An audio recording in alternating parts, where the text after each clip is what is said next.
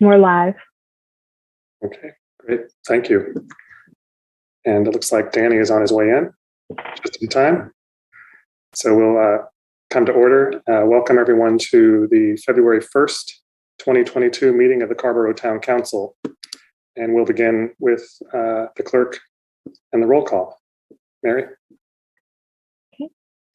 Mayor Damon Siles. Present. Council Member Susan Romaine. Present. Council Member Barbara Fouché. Present. Council Member Danny Nowell. Present. Council Member Randy Haven O'Donnell. Present. And Council Member Sammy Slade. Present. Thank you. We're all here. We have a special guest to start out with tonight, and that is our former town clerk, Kathy Durando. And I'd like to ask Mary to bring Kathy over from the waiting room. And while Kathy's coming over, y'all, I think, as you know, we've decided tonight to honor Kathy with a resolution. And to add that to our agenda, I'd like to entertain a motion by a council member to add this resolution to our agenda. I have a motion from Barbara Fouché. Is there a second? By Susan. It's been moved and seconded that we add a resolution honoring Kathy Durando to our agenda tonight. All in favor, please say aye. I'm going to say the roll call here real quick. Barbara Fouché. Aye. Randy Haven O'Donnell. Aye. Danny. Aye. Susan. Proudly aye. Sammy. Aye. And I vote aye. Okay, Kathy, welcome. It's nice to see your face. She looks It's so not happy. Look at her. She's ecstatic. Well, I gotta say, when you started the roll call and said clerk and what time, I went straight back into it and thought, I'm not ready. It's great to see you all. Thank you so much for having me.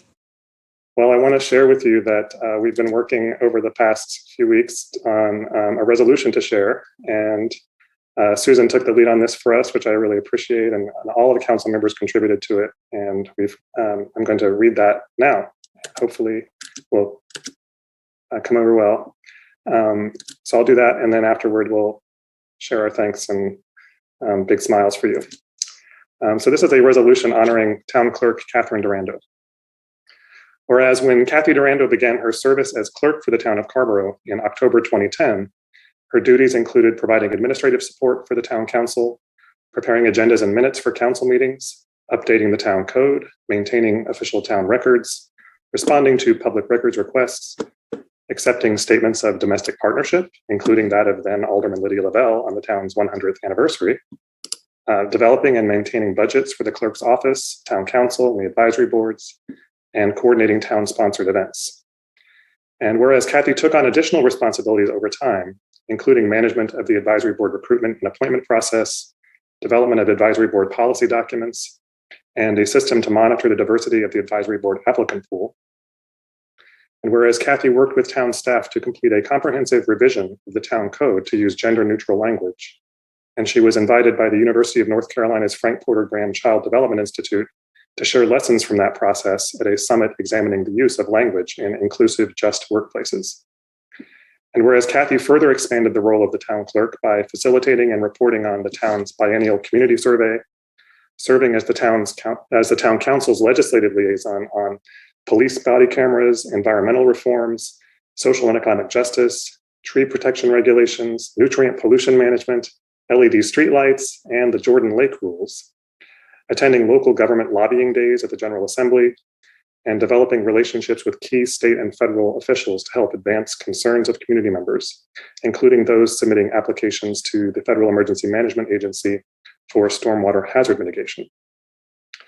And whereas in her role as staff representative to the North Carolina League of Municipalities and the North Carolina Metropolitan Mayors Coalition, Kathy monitored legislation affecting the town and kept the town council informed and the community's interests at the forefront during their consideration.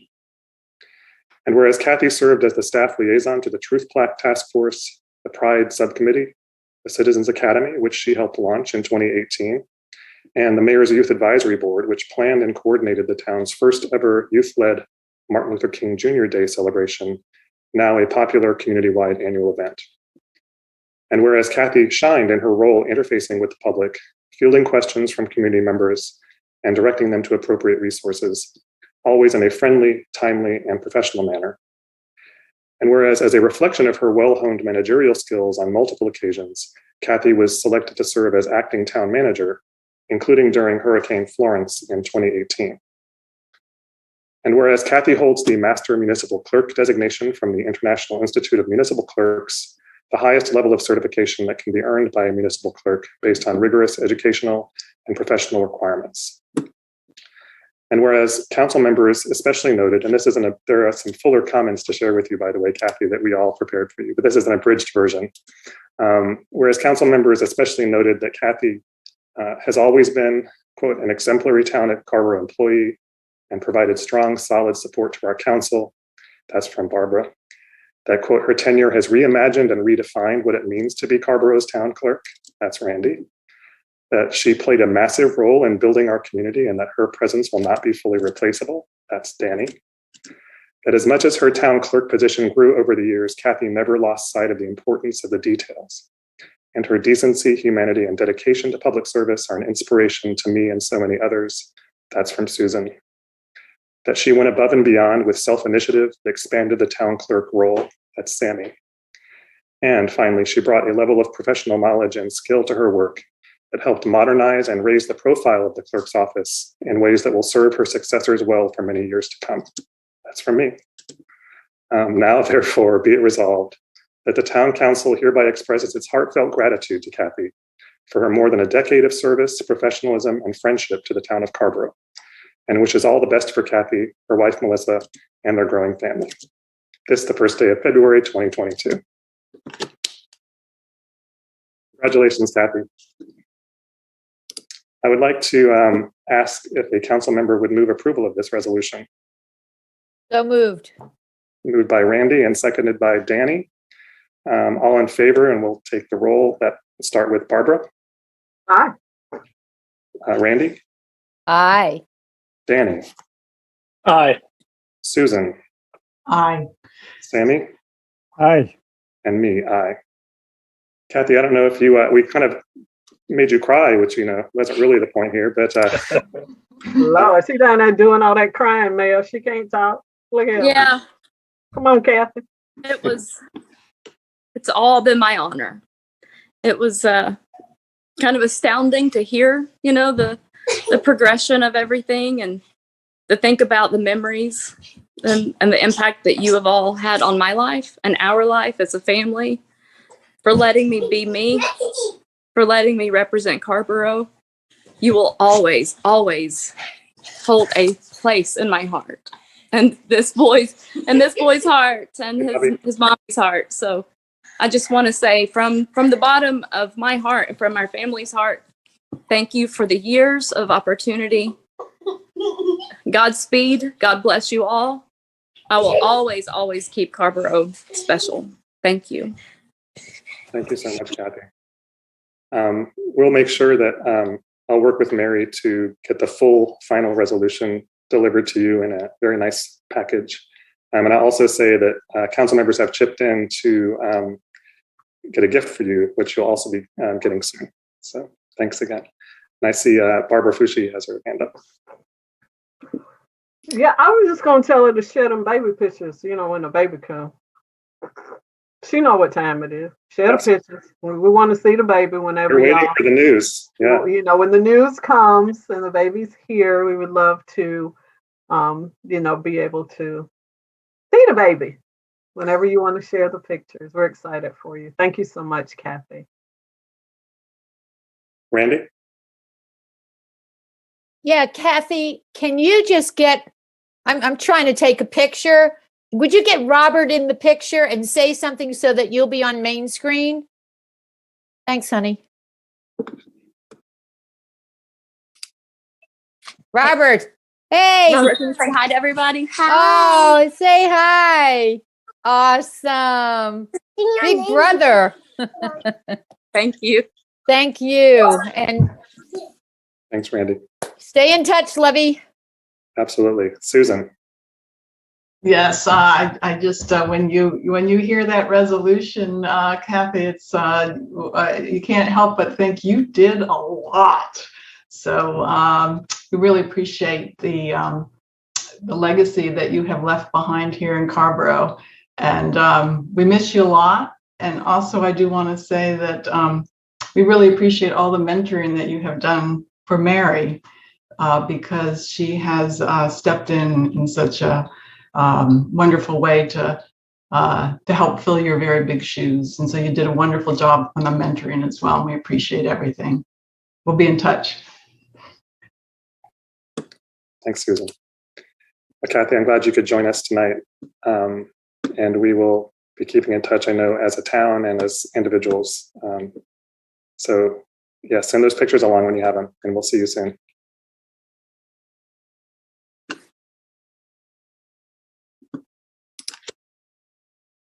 All right, y'all, that was fun. Okay, Mary, we're going to move on to our next item. This is a proclamation of Black History Month in Carrboro. Before I start that, can we pull James Williams over, and also Anita Jones McNair if she's with us tonight?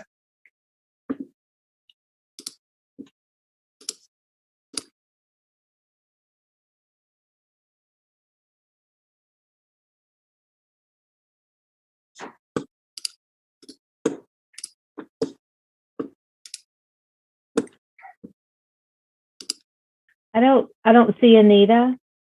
Okay, that's fine. I wanted to just highlight that Anita, as director of our Recreation and Parks Cultural Resources Department, she and her staff are leading up a lot of the events that the town is putting on or is involved with in this coming month. So I just wanted to recognize Anita and her team for that. And James Williams, thanks for joining us. I'm going to read the proclamation, and then I asked James to join us this evening to share some information about one of the events coming up this month that the town is co-sponsoring. So this is a proclamation of Black History Month. Whereas Black History Month grew out of Negro History Week, which was established in 1926 by historian Carter G. Woodson of the Association for the Study of African American Life and History. And in the earliest observances of Negro History Week, Dr. Woodson reported that North Carolina, of all places, was among a small number of states whose departments of education, quote, sent out to their teachers special appeals for cooperation in this important celebration. And whereas Black people have played and continue to play significant roles in Carrboro's economic, cultural, spiritual, and political development, and whereas Black leaders in Carrboro have included several elected officials, including Alderman Braxton Foushee, Carrboro's first Black elected official, who served from 1969 to 1981, Robert Drakeford, who served as alderman from 1975 to 1977, and then as mayor from 1977 to 1983, Alderman Hilliard Caldwell, who served from 1981 to 1997, Alderman Henry Anderson III, who served from 1993 to 1998, Alderman Joel Hall Brown, who served from 1999 to 2011, and who currently serves as a district court judge for Orange and Chatham counties, Alderman Michelle Johnson, who served from 2011 to 2017, and Councilmember Barbara Foushee, who has served since 2017. And whereas Black people have played leadership roles as employees of the town of Carrboro, including Richard Knight Jr., who was the first Black person to serve as town manager from 1976 to 1980, and later became the first Black city manager of the city of Dallas, Texas. And whereas Carrboro Poet Laureate Fred Joyner was selected as a Laureate Fellow of the Academy of American Poets in 2019, one of 13 poets of literary merit chosen from across the United States to, quote, enable them to undertake meaningful, impactful, and innovative projects that engage their fellow residents, including youth, with poetry, helping to address issues important to their communities, as well as create new work. And we'll be hearing from Fred very soon, I hope. And whereas the Carrboro Community Park was renamed the Henry Anderson III Park in honor of the late Alderman Hank Anderson, Baldwin Park was named for Henry W. Baldwin, a local Black community member and landowner. And Martin Luther King Jr. Park, which opened in 2020, features murals and plaques that honor Dr. King's life and legacy.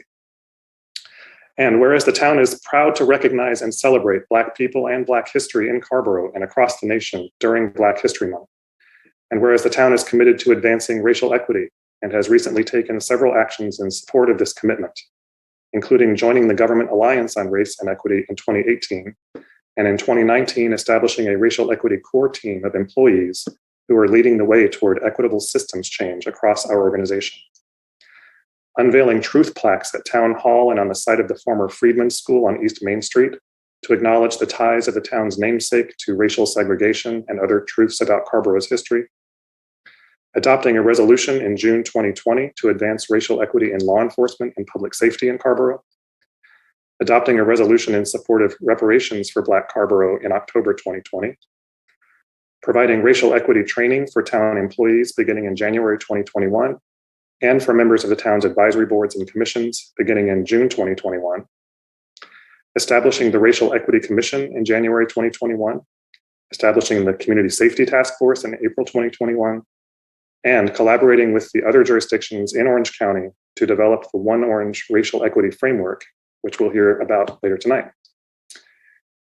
And whereas local celebrations of Black History Month this year will include a month-long youth art exhibit on the Carrboro Recreation, Parks, and Cultural Resources Department's website, and daily trivia on the department's Facebook page, an exhibition at the North Carolina Museum of Art on February 2nd, a Black History Month themed senior bingo event on February 3rd, a storytelling and spoken word performance by award-winning artist Donna Washington on February 6th, a puppet show by local artist, performer, and educator Tarish Pipkins, also known as Jiggetto, on February 9th, and a reenactment of one of Frederick Douglass's last great speeches, The Lessons of the Hour, followed by a panel discussion co-sponsored by the town and the Orange County Community Remembrance Coalition on February 10th. And whereas numerous other celebrations of Black History Month will occur around the Triangle, a listing of which can be viewed at the Triangle on the Chief website, link will be in the proclamation, and on the town's website. And whereas in May and June of this year, the town will again partner with the Music Maker Foundation to host the Freight Train Blues Concert Series in celebration of local music legend and Grammy Award recipient Elizabeth Cotton. Now, therefore, I, Damon Siles, Mayor of the town of Carrboro, North Carolina, do hereby proclaim February 2022 as Black History Month in Carrboro, and encourage all residents to participate in local Black History Month events and to learn about and celebrate the lives, history, and contributions of Black people during this month and throughout the year.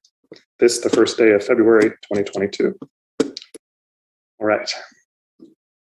And I'm very happy, as always, for us to be able to hear from James Williams, who is, I think as many of you know, one of the co-chairs of the Orange County Community Remembrance Coalition, which is doing a lot of great work about history in Orange County, and is also going to be facilitating the panel discussion that I mentioned for one of the events on February 10th, I believe it is.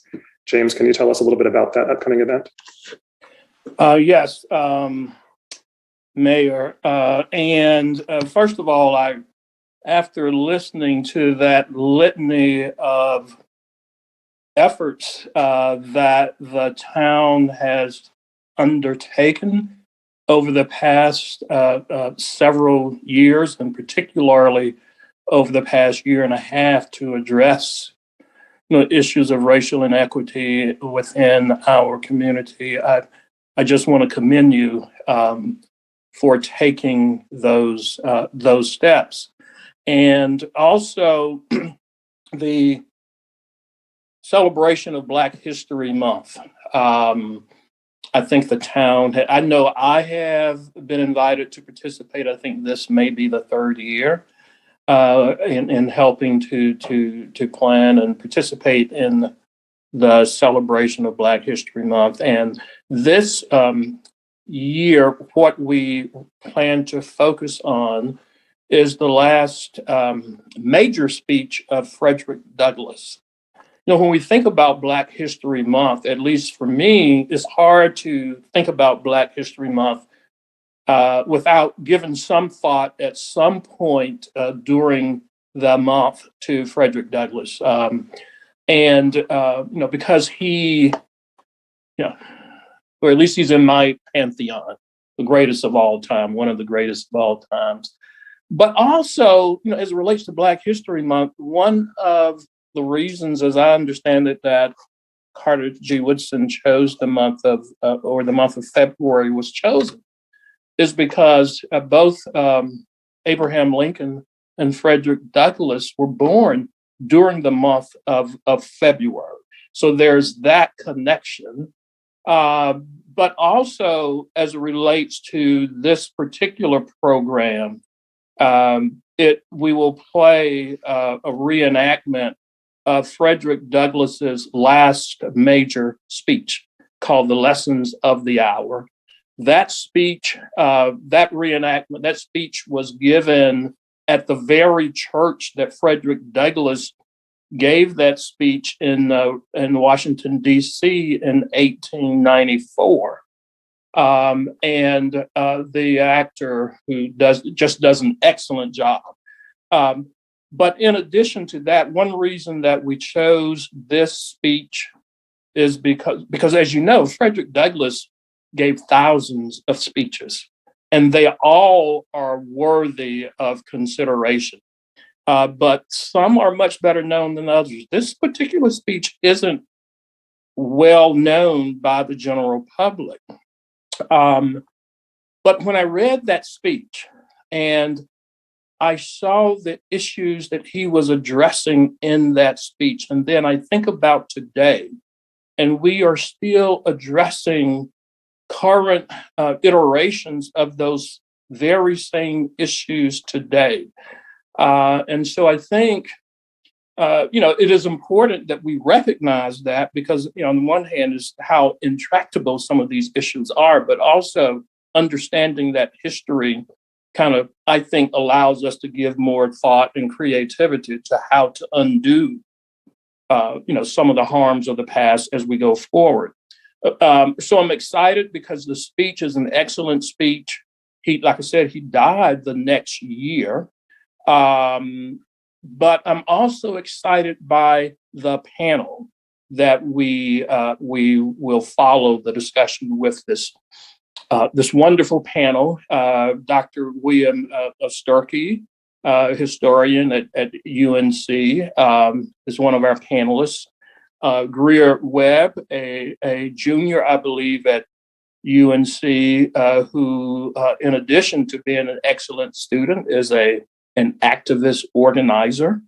And, his future is so bright. I know he's going to have to wear shades. And then your own colleague, Barbara Fouché, is the third panelist. And I'm just really looking forward to engaging them in conversations and having them give thought, not just to the speech, but also to some of the current challenges of today and how Frederick Douglass's words are still relevant to situations we are addressing today. So I'll just leave it at that. I do want to end with a quote, and this is not from the speech.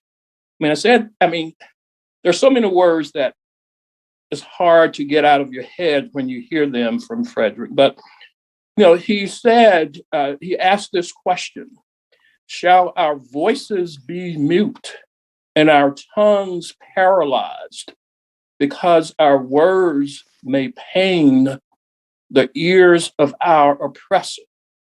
Now, this was part of a speech that he gave in 1892 or 1893. And when we see what's sweeping the country today in terms of schools being told they can't teach this and they can't teach that, books being banned, this muting of words because certain folk feel uncomfortable was something that he was addressing then, and we're still dealing with today. So I'll leave it at that. I'm really excited about February 10th. Thanks to the town for allowing me to participate, and I hope you all will be able to join us.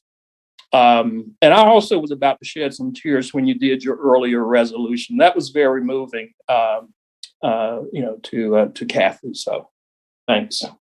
Thank you, James. It's always great to have you here. And you always bring that historical perspective, which is so important. And yes, we're going to miss Kathy very much. We do miss Kathy very much.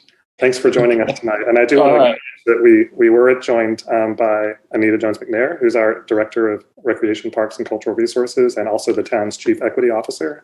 Anita, thanks so much for being here. I don't know if there was anything you wanted to add in terms of the events coming up or the work that you're doing, but I know we'll be hearing from you later tonight about the One Orange racial equity framework. Do you have anything more you want to share? But just quickly, this is so impactful for me. This month has always been special and near and dear in my heart. And so certainly all of the work that I have been involved with in the past 2 or 3 years has made it even more impactful.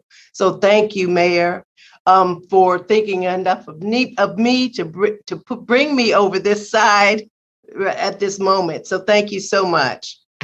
Maybe you're always welcome on this side of the Zoom wall. Good to see you.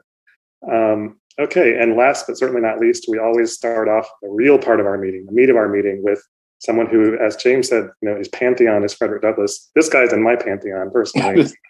He is our poet laureate, Fred Joyner. Fred, thanks for being here again, as usual.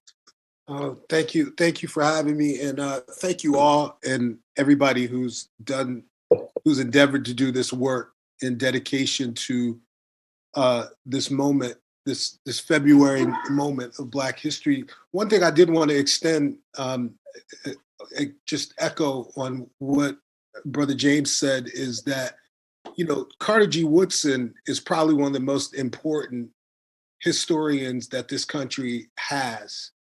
And Black History Month is his idea was supposed to be about the Negro in history, not Black history. So when we think about our historical moments, it's to think about what were Black people, what were people of African descent doing at that time in history. It's not like we just showed up when it was time to enslave us, right? So I think it's really important to think about, Carter G. Woodson's intent. He wasn't trying to carve out a little sliver of history. He was trying to expand the notion of whatever American history is. It's the idea of history, big H. And I think one of the ways we do that, and you alluded to it I think in some of your comments before, all of you have, is language and how we tell the story of a certain of a people or of things. And I read this poem last maybe about a week or so ago for the NAACP youth, and it's from this book called Words of Protest, Words of Freedom. And I think it's a poem by Nicholas Guillen. He's an Afro-Cuban poet, and he wrote about Martin Luther King, and he wrote about the idea of the idea of Blackness as a thing and how we handle that language. And so it is about Martin Luther King. Also, I want to dedicate this reading to Langston Hughes because his birthday was February 1st. So I want to raise his voice, raise that powerful ancestor's voice as I read this poem. This poem is called "What Color," and it opens by a poet whose name I probably butcher, but I'm going to say it anyway. Yevgeny Yevtushenko. Wrote it opens with this epigraph. His skin was black, but with the purest soul, white as the snow. Such a white soul, they say, that noble pastor had.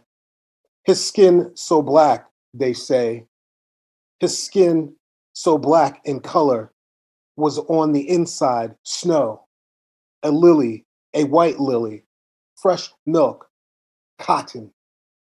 Such innocence. There wasn't one stain on his impeccable interior. In short, a handsome find. The Black whose soul was white. That curiosity. Still, it might be said another way. What a powerful Black soul that gentlest of pastor had. What proud Black passion burned in his open heart. What pure Black thoughts were nourished in his fertile brain. What Black love so colorlessly given. And why not? Why couldn't that heroic pastor have a soul that's black? A soul as black as coal. That was Nicholas Guillen, written in 1968 on the occasion of the assassination of Martin Luther King. I just wanted to say one other thing, and I'll be out of your way. Go out and get, if you have not read, The Miseducation of the Negro by Carter G. Woodson. Go out and revisit that book because it is necessary to understand what is happening in the educational system right now. This idea that we can have a lived experience, the lived history, and people feel so offended by that they won't allow us to teach it in the classroom, right? So we can live it, but it can't be taught, which is absurd. Go out and get a copy. It's actually public domain, so you may be able to find it somewhere online. Miseducation of Negro by Carter G. Woodson. Revisit it at this time as we're revisiting through the month. And thank you for your time so much. Thank you very much, Fred. And I appreciate that recommendation. In working on the proclamation, I did a little bit of reading of my own on Carter Woodson. And you're right, a lot of his material is available for free online. You just Google his name. And I guess he was also a journalist of sorts, it turns out. And not only I think he was the second African-American person in the United States to earn a PhD. From Harvard. From Harvard, that's right. And his parents were slaves. That's right. But when you read his writing, it's pretty amazing to see the way that he approaches some of those contemporary problems as a journalist with a historian's background. It's pretty cool to read his writing. So I encourage folks as well to do that. Fred, thank you so much, as usual. James, Anita, it's good to see you both again. And look forward to a lot of great events and celebrations this month. Thank you so much.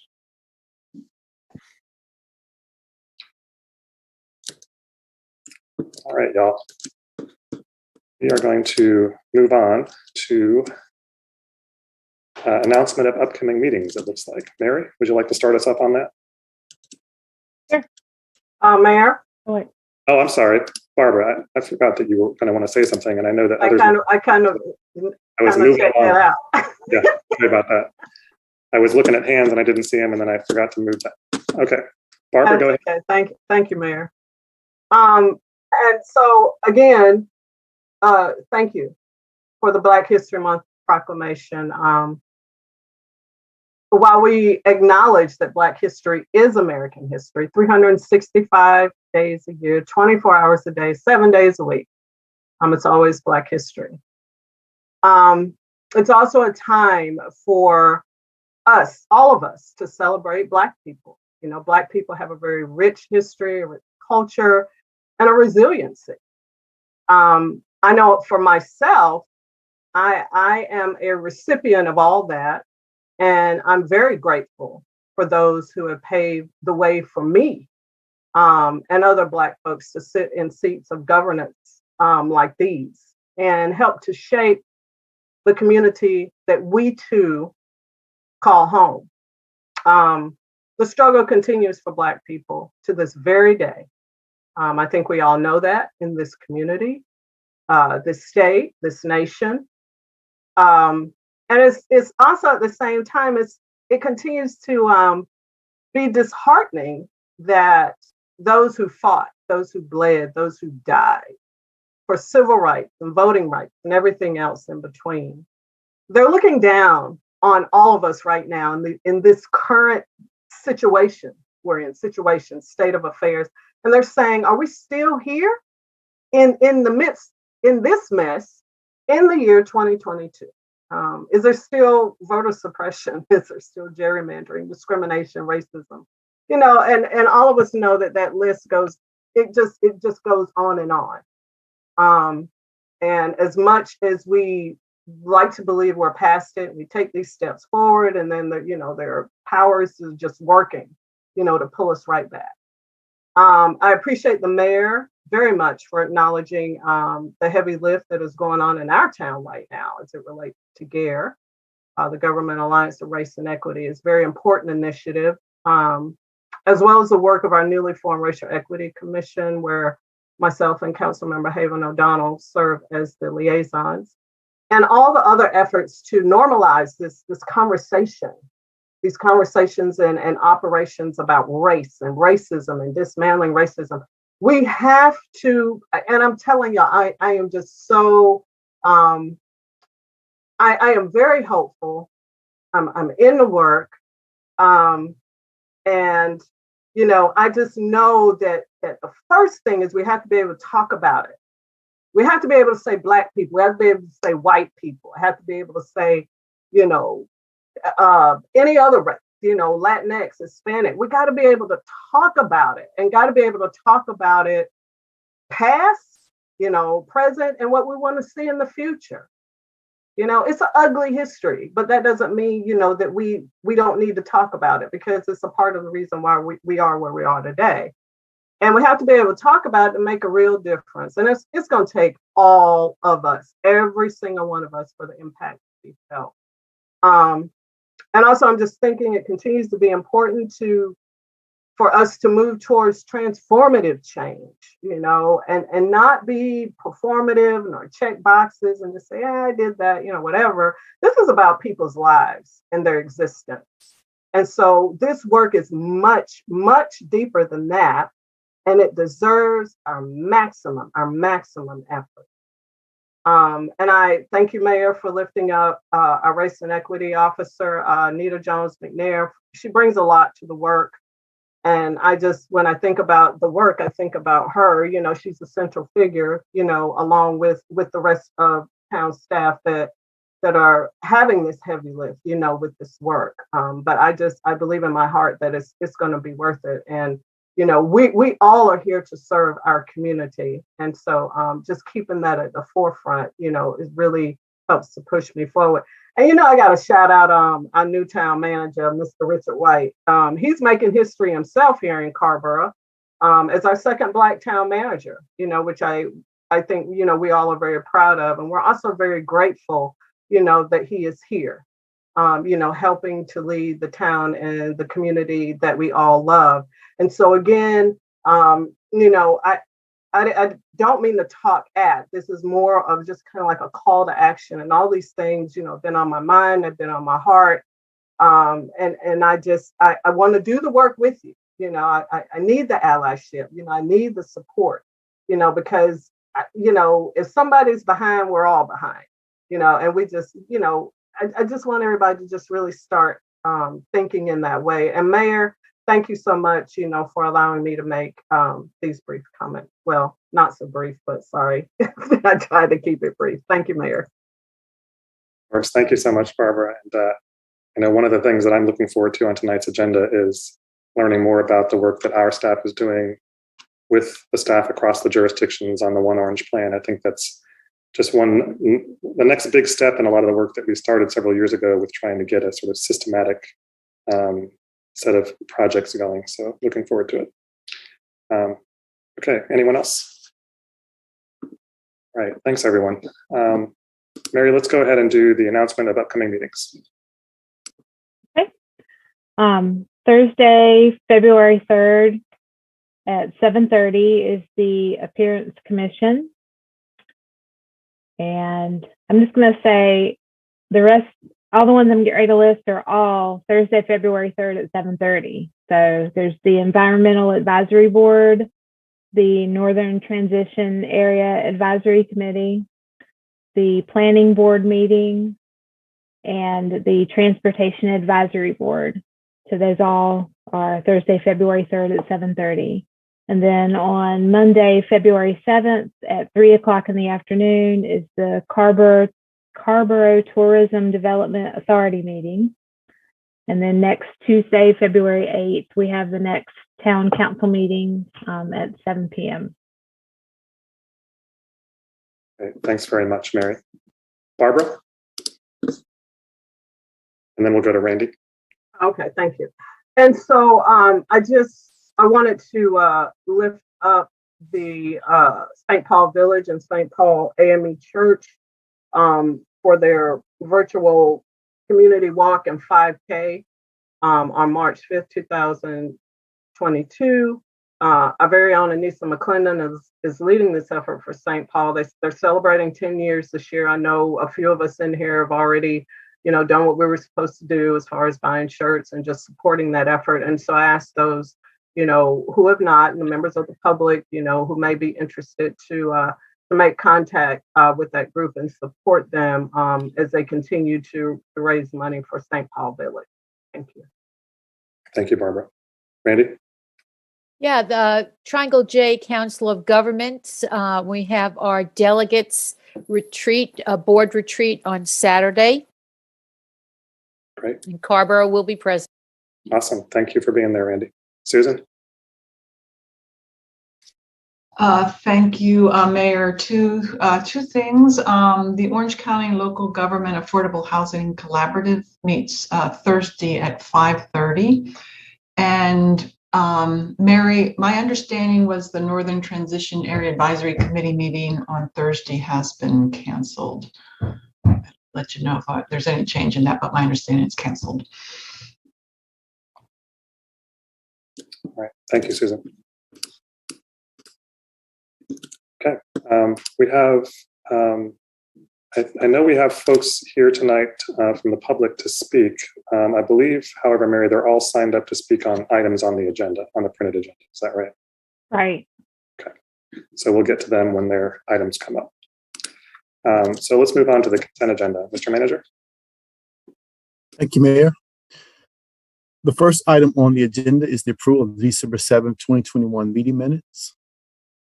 The second item is an amendment to the independent audit contract for fiscal year ending June 30th, 2021.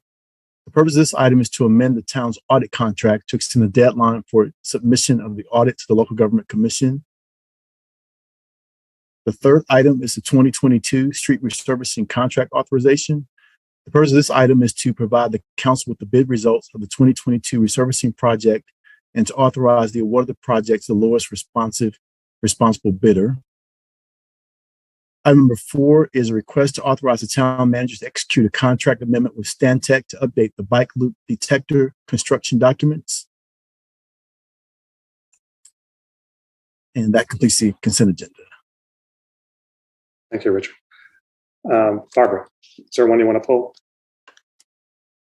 Yeah, if I could pull, I think resurfacing number 3. Okay. Great. Mm-hmm. Any others or a motion to approve the remaining items? Sammy? I saw Sammy's hand go up. Was that a motion to approve 1, 2, and 4? You're muted. Yeah, sorry, I don't know why my space bar is not working. Yes, that's a motion to approve the remaining agenda. Thanks, Sammy. Is there a second?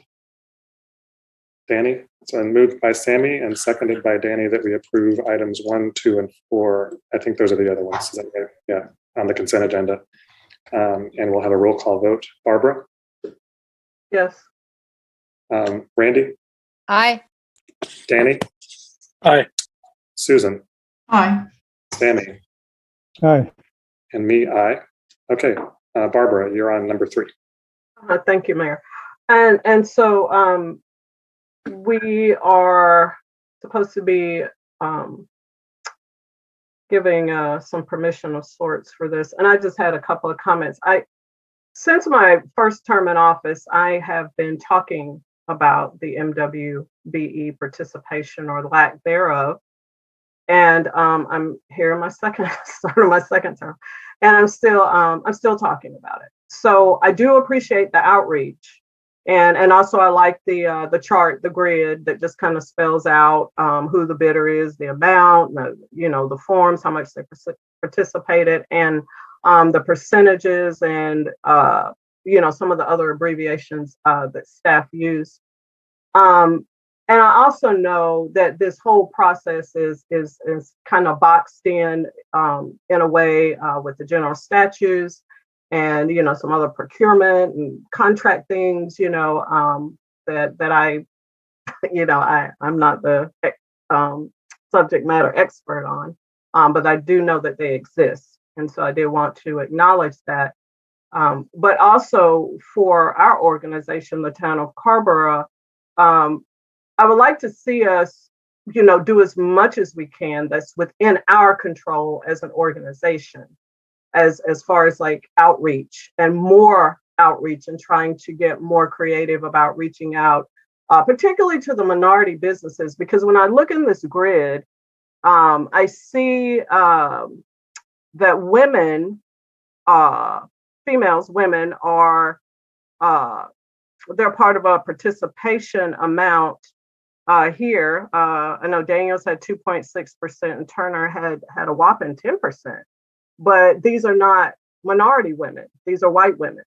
And so, the minority component is still missing.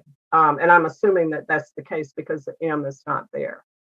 So I say all this to say, and I guess I'm talking to Town Manager White, that whatever we can do as an organization to really stir this up as far as using more minority contractors and subcontractors, I would appreciate some investigation on that, because I just feel like that's something that we need to do. We're talking about the use of public dollars here. And I know that folks, may get used to using certain businesses and doing business, with certain businesses, the familiarity piece, and all that, and I understand that. But if we're moving different, as we say that we want to, that means we're moving even, beyond what we usually do, the status quo, if you would. And so I'm just asking us to put more effort into and figure out more ways to engage more minority contractors and also subcontractors, because I'm just realizing that the process there is a process. And so, but then there's that part that we as an organization, have some control over too, and can do, hopefully do a little bit more. So thank you, Mayor. Thanks, Barbara. Sammy. Yeah, so I just to tag along with what Barbara was saying, I totally agree. I think in the spirit of doing something a little different, instead of putting out the call to the North Carolina historical underutilized businesses and the Triangle Tribune newspaper, not instead of, but also we could just have a list of minority-owned businesses or those that contract out with minorities and send them, the bid request whenever we have this situation. I don't know why we don't do that. We directly contact them. Is there some legal reason why we wouldn't do that? Because it seems like otherwise we're just kind of like throwing our fishing line out into this big pond, and there may be a better way to just do this. Mr. Manager, any ideas on that in that regard? Yes, we do plan to focus on this area. Once, hopefully, if you all adopt the One Orange Equity Plan, what we do then as a town is develop our own equity action plan, if you will. And procurement would be one of those areas that we would focus on within our own town equity action plan, if you will. So there are some things we can do and do differently, and we plan to do that. Yes. Great, thank you. In the meantime, I know it's good that we're going slow because we want to make sure we get that process right. But as we identify opportunities like this idea of just having a list, please let's pursue that, because I'm wary of this happens with a comprehensive plan. Like we're postponing doing a lot of things because we think we need to wait. But we as elected officials here have the responsibility to reflect and represent our constituents, and we could make decisions on how to proceed without having to wait for all these processes to play out. So thank you, Mr. Manager. Thanks, Sammy. Susan? Yes, I really appreciate the comments from Sammy and Barbara and Manager. It was very exciting to hear about the One Orange racial equity plan, including some changes that we could make in procurements. I just wanted to mention one more thing that Sammy, you mentioned going slow. This isn't an immediate answer to everything, but it's an exciting development. I know Many of you have heard about it, but it's a Summer Careers Academy. Basically, it's a new training for high school students interested in going into the trades. It will be students in Chapel Hill, Carrboro city schools, as well as Orange County Public Schools. And my understanding, it will be launched this summer. My understanding is the students get free classroom training, and they also have an opportunity to do an apprenticeship with an employer in the community who is involved in the trades. And really, this, this is our way of developing this pipeline for people who are trained in the trades. And one of the things that stood out to me about this program is I think there's going to be about 10 students, but these will be students from families that are families from refugee families, immigrant families, families from lower income households, certainly students of color will be the real focus for the students that are part of this this new academy. So I wanted to give a shout out to that because it's maybe some of these students will end up being the same people that the town one day is in a position to reach out to and have a contract with one of these BIPOC owned businesses that came through this academy. So anyway, thank you for letting me share that. Yeah, thanks for sharing that, Susan. I know that academy is about, as you mentioned, is about to launch something that Councilmember Wynn in Chapel Hill has been sort of a leading force behind. And I know that there's interest among the leadership of that in pulling Carrboro, the town of Carrboro, into a more formal arrangement with that academy. So hopefully we can talk some more about that in the coming months, especially as we're entering budget season. And we'll be talking about the budget later too tonight. Randy. Yeah, two items. One, Jim Porto has brought to the Economic Sustainability Commission, as he reports as our liaison to the comprehensive plan, a discussion regarding startups and trade launch and really working to develop a program for the trades and trade training, the craft trades and the light industrial trades. So I want to point that out because that is a conversation that economic development is having in their advisory group. Second, and I don't know if folks are aware that the cell at El Centro, the cell is the Casa for Employment and Leadership, is last year they launched a course at Durham Tech, and they've been involved in creating courses. So if folks know individuals with mastery that would be interested in instructing in courses, bilingual courses in HVAC and for an electrician's certification, please let folks at El Centro know, let Vicky know, because these are courses that help folks get certified, and then they're in a position to to go into business. So it's a business incubator, so to speak, by way of certification and coursework. Thanks. Thanks, Randy.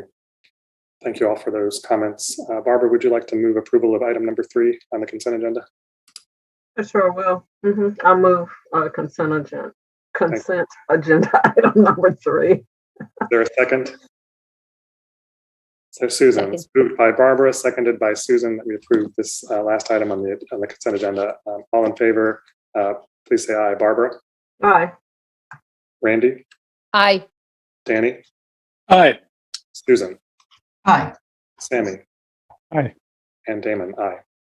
All right, great. Thanks, everyone. And Mr. Manager, you got an earful about contracting, so we'll be looking forward to more on that. All right. Here we are. Other matters. Mr. Manager? Okay, the first item on the other matters is the annual comprehensive financial report and the independent audit for the fiscal year ended June 30th, 2021. The purchase of items for the town's independent auditor, Dixon Hughes Goodman, LLP, to present the Town Council the annual comprehensive financial report and audit for the fiscal year ended June 30th, 2021. And we have with us tonight Chad Cook, Senior Manager, and John Frank, Partner with Dixon Hughes and Goodman to make the presentation. Thank you. Mary, will you go ahead and bring Chad and John over? Looks like you are on top of it.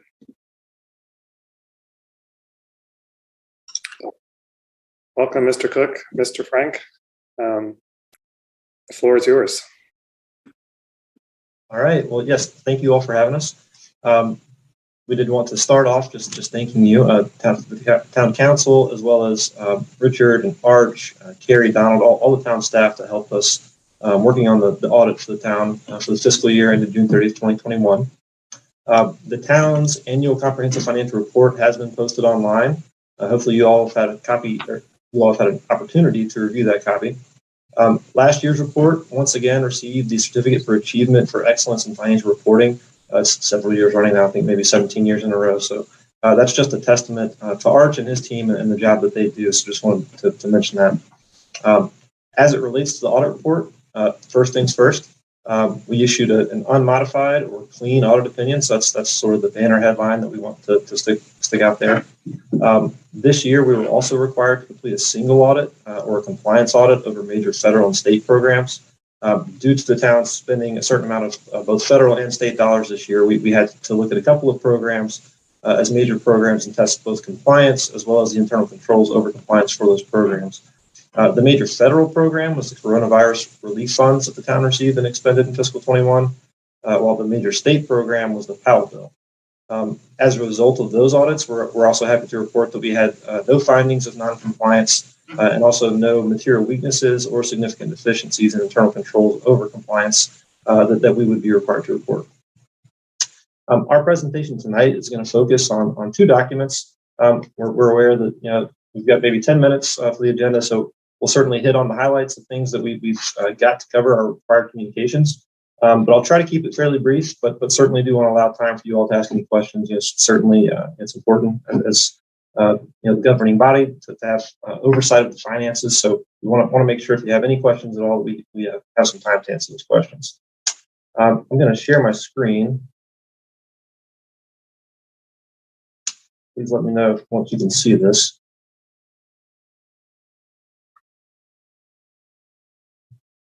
Okay. We can see it. All right. So this is the report to the town council. We're going to look at this as well as the financial summary, which just compares some numbers from fiscal 21 to fiscal 2020. And we've got some comments prepared about reasons for some of those changes. Scrolling down to essentially the first page, you've got the contact information for John and myself. Should you have any questions that come up after the meeting, obviously feel free to reach out to us. Communication with those charged with governance. So that this is sort of the meat of our report. We won't go through every word in here. It's a lot of boilerplate language that kind of lays out our responsibilities as the auditors. But essentially, this report is where we would go through any significant changes in accounting standards that we may need to cover. We go through any disagreements we may have had with management, any corrected or uncorrected misstatements. If we had maybe material audit adjustments, we would cover it in this report. If we had just any difficulties at all, we would cover it in here as well. There are a few things that we want to point out, other items that we are required to communicate. I mentioned here our responsibilities under both government auditing standards as well as uniform guidance. That's our compliance audit that we had this year. So again, no findings as a result of those audits. On the second page, qualitative aspects of accounting practices. This is where we would report if there are any significant changes in accounting standards, maybe new GASB pronouncements that had to be implemented by the town. There was nothing like that in fiscal 2021, so no impact this year. In addition, we are required to point out that there are certain accounting estimates that are inherent in financial statements. Estimates that are based on certainly judgment as well as models that should the assumptions be off, there could be fairly material adjustments in the financial statements that would be needed. This is typical of any set of financial statements, but we are required to point out the estimates that we think are the most significant. The three that we've highlighted, we've got management's estimates for the depreciable lives for property and equipment. So certainly management has to come up with what they believe the lives of fixed assets will be. and those get depreciated over those lives. Should the assets not last as long as you anticipated, or last longer, there could be technically slight variances in the financial statements because of that. Management certainly uses industry standards, so no asset lives that are out of the norm. Just required to point that out. In addition, management has to estimate the allowance for doubtful accounts or any uncollectible loan losses. So kind of predicting of your receivables on the books, how much of it may be uncollectible. There are different techniques that management uses in order to come up with those, and we certainly evaluate the reasonableness of those assumptions. But again, they are an estimate. And then lastly, management's estimates of liabilities related to pension plans and other post-employment benefits. So this is specifically the Elders plan, as well as the law enforcement officer's special separation allowance, and then the town's post-retirement health care plan. Those are fairly significant liabilities on the town's financial statements. All of those estimates are really provided through actuaries. The Elders plan is actually audited at the state level, and the numbers are really just provided to the town for their portion of the liability. While the separation allowance for law enforcement officers, as well as the healthcare plan, those do get separate actuarial reports that the town hires an actuary to look at those. We assess certainly the information that the town provided and make sure that the assumptions that the actuaries are making appear reasonable. But plenty of estimates within those reports. You'll see that slight changes in those estimates. For example, this year the discount rate on the OPEB plan led to an increase in the OPEB liability on the town's financial statements of about $4 million. So small changes in a discount rate as a result of the interest rate environments can lead to pretty big swings in the liabilities presented in the financial statements. Moving on, again, corrected and uncorrected misstatements. If there were any uncorrected misstatements, items that we identified in the audit that management elected not to correct, we would have to point them out. No such misstatements for us to report. We had no disagreements with management. Management consultations with other accountants. This is where should management basically seek a second opinion on an accounting matter. So maybe we have a disagreement and they want to get a second opinion from maybe another CPA firm. We would be required to report that. Nothing to report there. The last one I'll point out, other matters. We apply certain limited procedures to some sections of the financial statements. For example, management's discussion and allowance, and then supplementary information such as additional information surrounding the pension and OPEB plans, as well as budgetary schedules. We do reconcile all that information and make sure that certainly it agrees to the financial statement records and the general ledger that we put those together from. But we do not specifically provide opinions at that level. So just we're required to point that out. That's really it for this report. Does anyone have any questions on that? Not seeing any hands yet. Oh, we see Susan. Go ahead. Sure. Thank you, Mayor. I'll ask just one question, Chad. Thank you so much for your presentation, and it sounds like the town is squeaky clean, which is always nice to hear. So in that spirit, I was just sort of curious. Do you have any? You may have already discussed this with the finance team, but I was just curious if you had any recommendations on financial controls or other practices that would be more efficient or maybe more transparent that the town would want to consider moving forward. Thank you. Yes, thank you. So typically, we are required to report material weaknesses or significant deficiencies within our report. So if we had identified any of those, they would show up actually as findings within the financial statements. But in addition, sometimes we identify control deficiencies that we don't believe arise to the level of material weakness or significant deficiency. And in that case, we have options. We can sometimes mention to those to management verbally. Other times we'll formalize it in a management letter. I believe in last year's audit, we did have a separate management letter that accompanied our report. So you all got a copy of that with this report to the town council.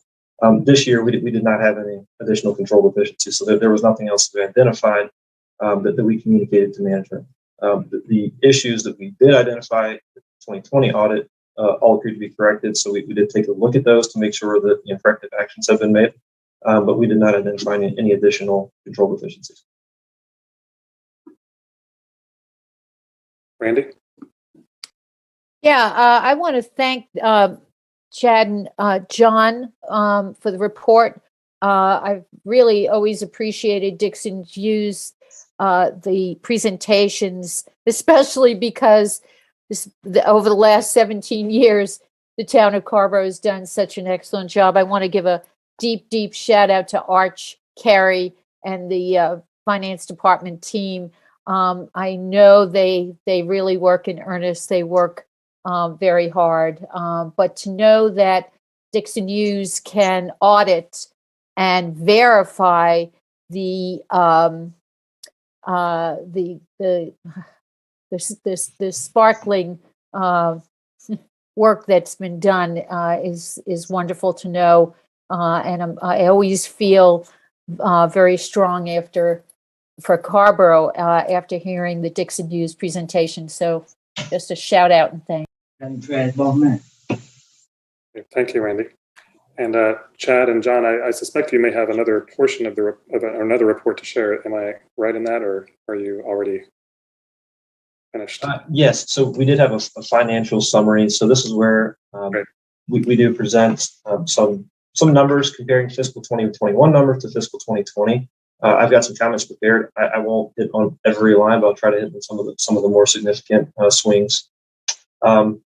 Roman numeral 1 is cash and investments across all funds. So you'll see that the total cash, which includes both unrestricted and restricted cash, is up about $485,000 or 2.5% at June 30th, 2021.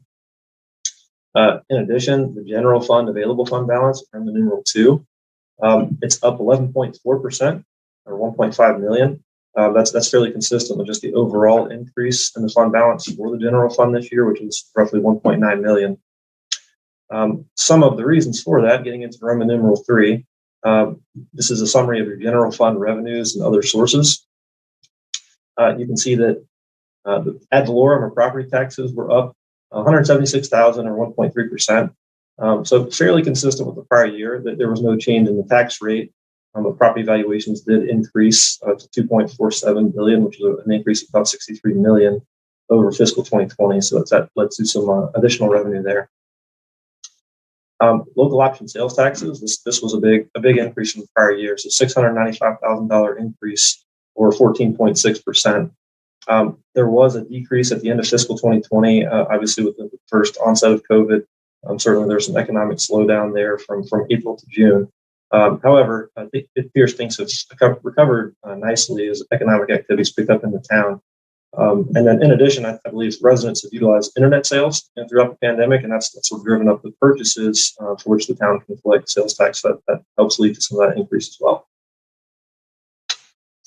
Other revenue sources, some of them, some are up, some are down. Overall, your total general fund revenues were up to $23.95 million, which is a 1.1% increase. So again, ad valorem and sales taxes were up.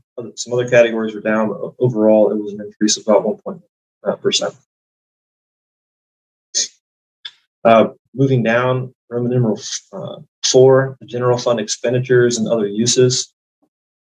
A couple of departments that had larger swings. So the general government department went from $5.58 million in fiscal 20 to $5.2 million last year, or a decrease of about $366,000. Overall, there was just cost cutting across departments. The largest decreases were in the town manager function of about $150,000. There's a decrease in the IT function of about $71,000, as well as just a decrease in some capital outlay projects of about $91,000. There's also been a reorganization of that category for fiscal 2021. So if you're comparing the financial statements from fiscal 20 to this year's financial statements, you'll see that there's also new functions for the climate action and the housing and community services functions, which had not been there in the past, that were budgeted for in fiscal 2021. Moving down, other departments are fairly consistent. Parks and Rec is one that I did want to point out. Parks and Rec was down 13.2%, or $215,000. $85,000 of that decrease was in personnel costs, and then there was another $130,000 decrease in just other operating costs. Part of that just relates to the overall decrease in use of Parks and Rec facilities as a result of COVID. So certainly there are certain festivals things like that were canceled or delayed. There were just a decrease in the sales and services revenue, actually noted up in the Roman numeral 3, that was really correlated to this. So there was a decrease there. Debt service declined about $118,000 or 14.8%. There was some debt that was paid off in fiscal 20, and no additional debt was taken on by the general fund in fiscal 2021. So that number did come down some. Overall, a decrease of $588,000 in expenses, coupled again with that increase of $257,000 in revenues, led to a nice increase to the general fund for fiscal 21. Other items I'd like to point out, kind of jumping down, Roman numeral 6, it's the percentage of available fund balance to budgetary basis expenditures and transfers out, up to 66.27%. So your available fund balance is worth essentially 2/3 of a year. It can cover 2/3 of a year of expenses with no additional revenues whatsoever from the town. It's certainly a healthy percentage. The LGC does publish averages for each unit based on units of similar size across the state. For Carrboro, your peers on average are at 46%. So certainly 20% above your peers there. So certainly a strong number. And then lastly, property tax collection percentage, fairly consistent with last year, but a slight increase at 99.51%. Obviously, the county does collect taxes on behalf of the town, but collections do remain strong. So 99.5%, certainly above the statewide average and a very healthy percentage. That was all I had prepared for comments. Does anyone have any questions about any of the changes in the financial statements this year?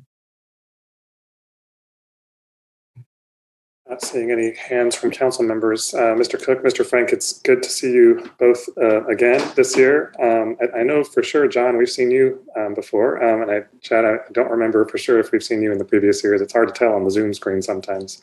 But I really appreciate the report. And I think we can echo Randy's comments about it's always makes us feel good about the situation of the town when we see the audit every year. And certainly want to congratulate Arch and Carrie and the other finance staff folks for making that possible. Council members, any other questions or comments for our guests? No. All right. Well, thank you both again.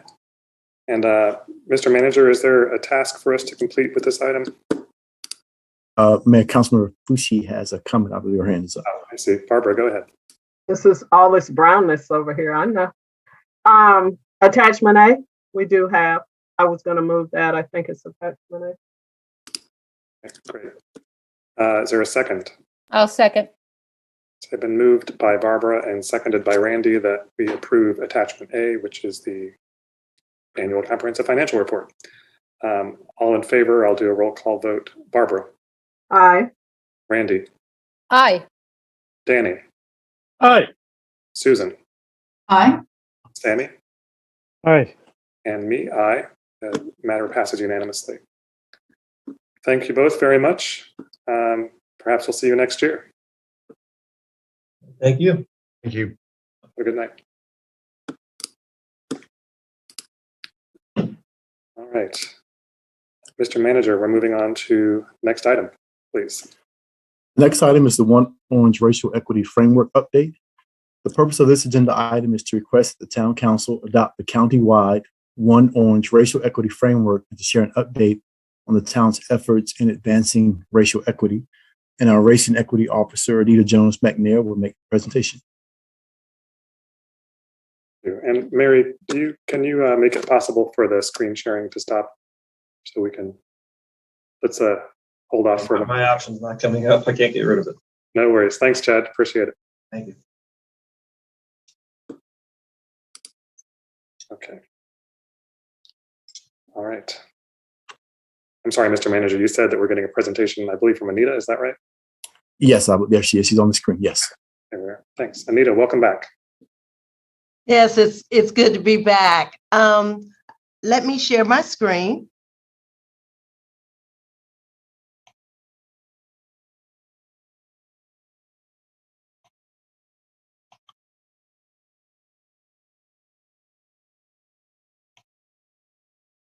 Can everyone see my screen and hear me okay? Yes, you're all great. Great. Tonight, I will provide an introduction and overview of the updated racial equity framework. And if you recall, this is the third iteration of this particular framework. Then share next steps, some of the town's efforts since the last update, answer any questions, and recommend that the council adopt the working framework. First, let me begin with the mission statement, which is grounded in commitment to uncover and address racial biases in our institutions so that race can no longer predict life outcomes in community. And I'm asked time and time again, why is racial equity so important? And so certainly at the national, state, county, and local level, when you compare outcomes across most indicators, Black and Brown people struggle the most. Equity is about fairness, and racial equity provides a lens and a layer in which race can no longer predict life outcomes, which affords better outcomes for everyone. And so our work is guided by GARE's foundational methodology, the National Effective Practice.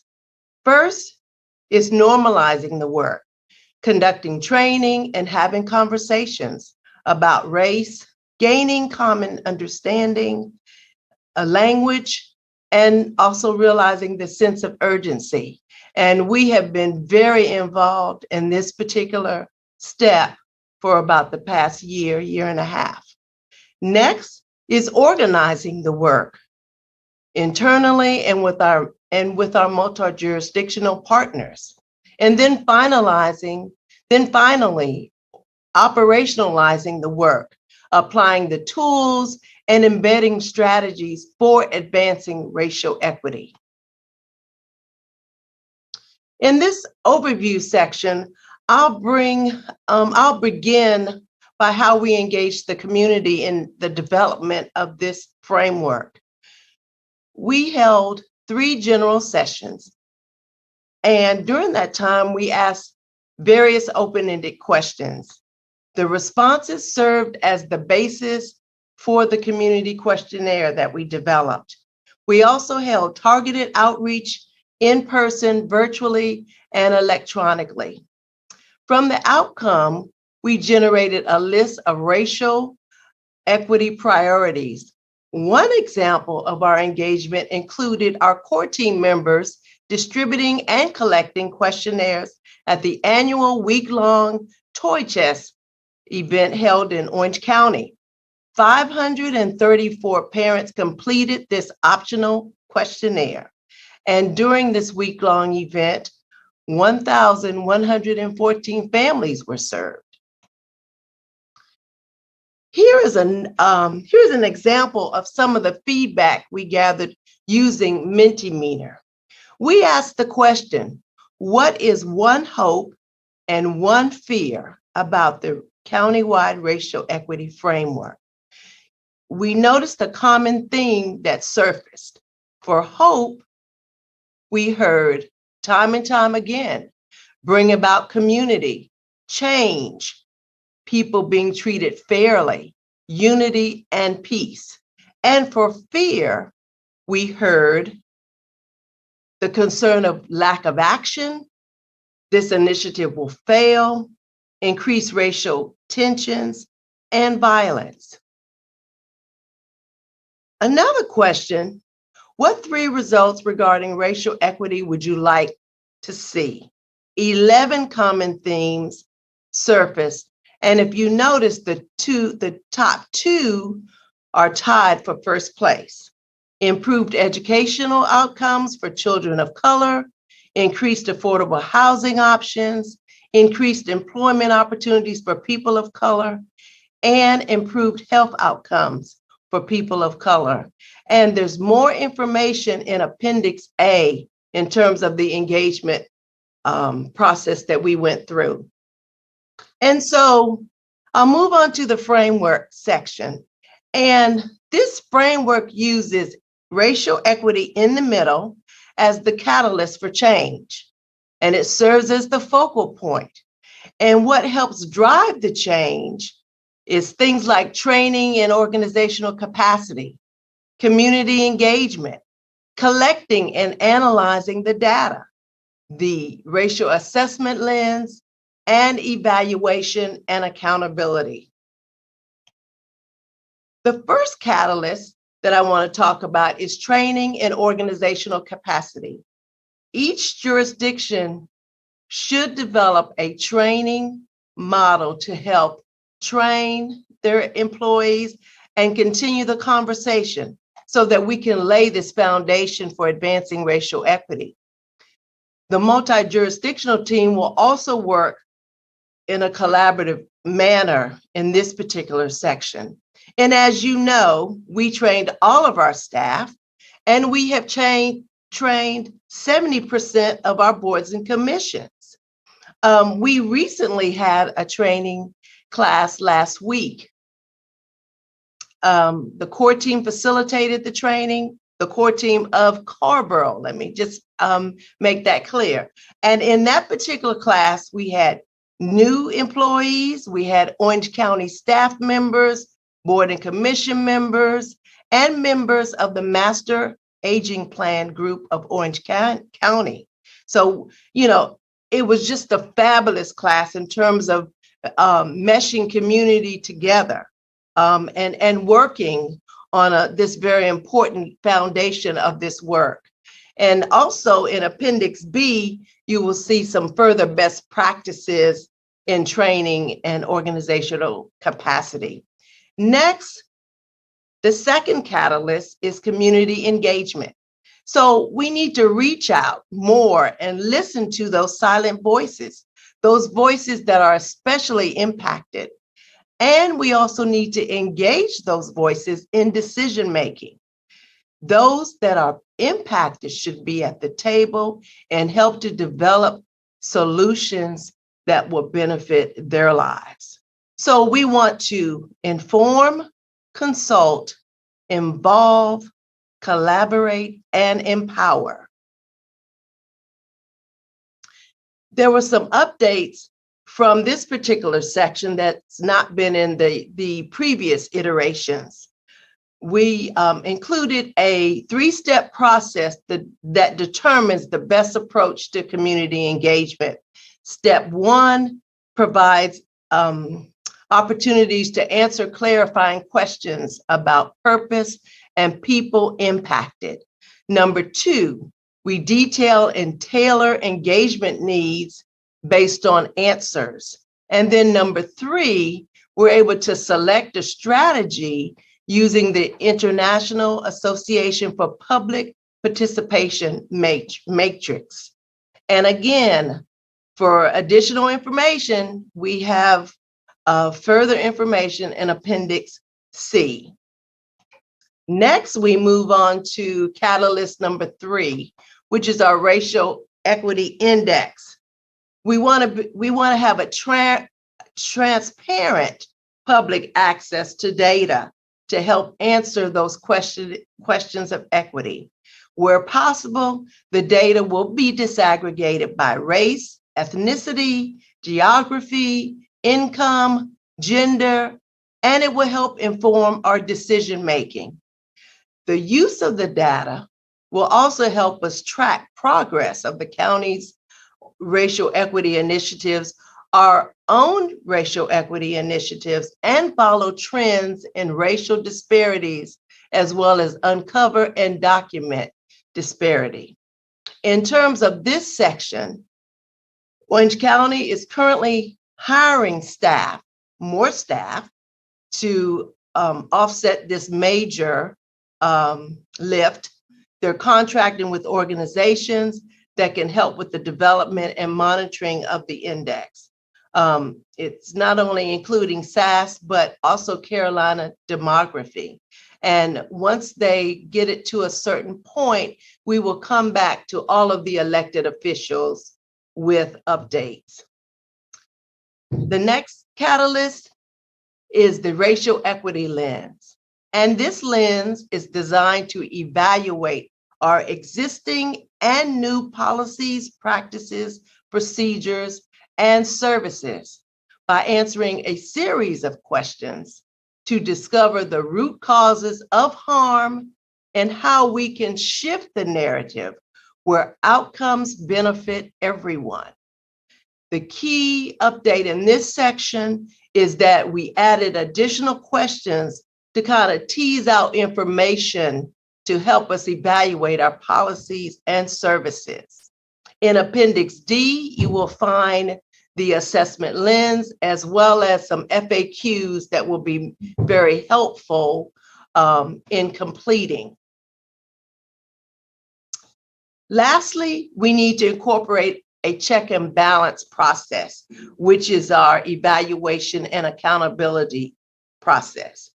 The subcommittee is currently working on putting together something based on a racial accountability framework. The process will help local government take action to solve racial inequity problems, And so the key update in this section is the task force will be working on that steadily and will bring back those steps and strategies for you to review and consider. Our next steps as a group, we want to continue the collaboration. It has been so very helpful this past 13 months. We've been learning and growing together, and we know that this relationship is very beneficial to us. As a matter of fact, we're going to add more to the mix. I've been talking with OWASA. We want to bring them to the table. And also, we've had conversations with our school districts and UNC, and we want to bring them back to the table as well once this is all settled. We are doing the same work, and we believe that we can work together. We want to develop a timeline of racial history, which is going to acknowledge how governmental policies and practices through the years contributed to some of the racial disparities in our community. We want to develop the Racial Equity Index, create evaluation and accountability steps and strategies, consider additional training, and bring back all of these changes and considerations to our elected officials for consideration. Carrboro is the fourth jurisdiction that is looking at this framework. The other jurisdictions in Orange County approved this particular framework. And so we would like for you to consider the approval of this framework. But before I answer any questions, I just want to lift up the fact that town of Carrboro has been very busy the past 2 years. And we want to continue to normalize and organize this work. And the lists you see before you are new efforts, not existing efforts, but new efforts that have come into place since the last update, which was June of last year. And of course, your packet provides more comprehensive information about what the departments and what the town is doing. So once the framework is adopted, the town departments will begin to use the racial assessment lens to evaluate our policies, practices, and procedures, and begin taking a look at the development of something more customized for Carrboro, as Mr. White said, the racial equity plan. And so that's the end of my presentation, and I will stop sharing my screen, and I'm available for questions. Okay. Thank you so much, Anita, for that. Really, it's a glimpse into a much more, as you said, comprehensive plan and framework that you've been working on, and encourage folks who are listening to go take a look at that full report with the appendices and so on with our agenda materials. Anita, you mentioned Well, a couple of things stood out for me. One is some of the priorities that community members have expressed throughout this process as you've engaged folks in the community about the topic of racial equity and what outcomes they want to see, right? And education was at the top of the list. And you mentioned later this interest that you all have in reconnecting with the school district around this framework. I've been meeting with the steering committee for the Chapel of Carrboro City Schools strategic plan, which is underway, just got underway last month. And I know that equity is at the core of what they're trying to put together with their efforts right now in the strategic plan. And I think they would be very receptive to coming and participating in this process. So I hope that you will follow up on that.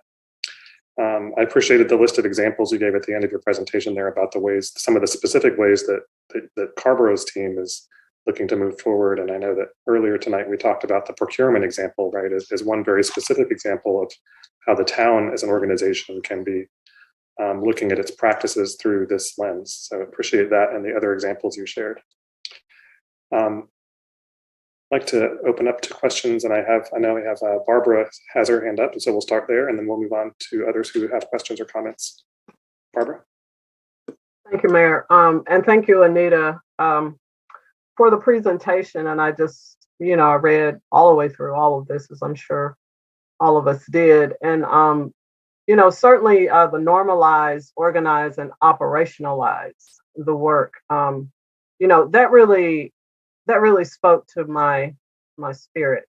And what I thought when I read that was, I think about, how freely, we and me, all of us, we talk about different issues. We talk freely about transit, economic development, climate change mitigation, environmental justice, but when we get to talking about this thing, this race, this equity, racism, dismantling racism, people get, it's a little uncomfortable, a little edgy, and, it's an uncomfortable, conversation. And that's just, part of the work. And so I just want to go back to what I had said earlier in my comments, just about normalizing, the conversation, because really this work is interwoven in all of our work. We cannot remove or pull it out, because it is interwoven in everything that we do. And certainly to understand the experience of those communities impacted, they got to be included and engaged. And I thought I saw, did you mention about the compensation, Anita? Not as an incentive, but actual monetary compensation for time and expertise. Is that an idea that's being bounced around, or is that is solidly in here as something that could happen, will happen? Or I thought I saw it, and I'm pretty sure I did. Yes, it was a recommendation that that came out through our research, and so it is certainly an option. I know that Chapel Hill in Orange County was considering that, and so as we continue to try to develop a set of tools and resources to try to continue to engage the community, that is something, that can be considered. And, that was even talked about during the time we were trying to diversify our advisory boards, if you recall. Mm-hmm. So, that is potentially a consideration, and it's just something that we'll have to talk through. Yeah, I appreciate that, Anita. And then this social justice maxim that I see in here that says nothing about us without us, that also resonated with me, because there are occasions when decisions are made about Black folk and their communities, and not a Black person is at the table. And so to actually call that out and just say, look, this actually needs to happen in order for this plan to be effective, that really spoke to me as well. And I have one more question about the racial equity assessment lens. Yeah. So we talk about the periodic review, which I knew that before, because that's always been a part of this, I believe. But periodic review of this assessment lens should occur based on real life experiences. Can you say a little bit more about that? Yes. As I mentioned in times past, this assessment lens was an outgrowth of the GARE racial equity tool. It was in an effort for us to come up with something that would be usable for anyone.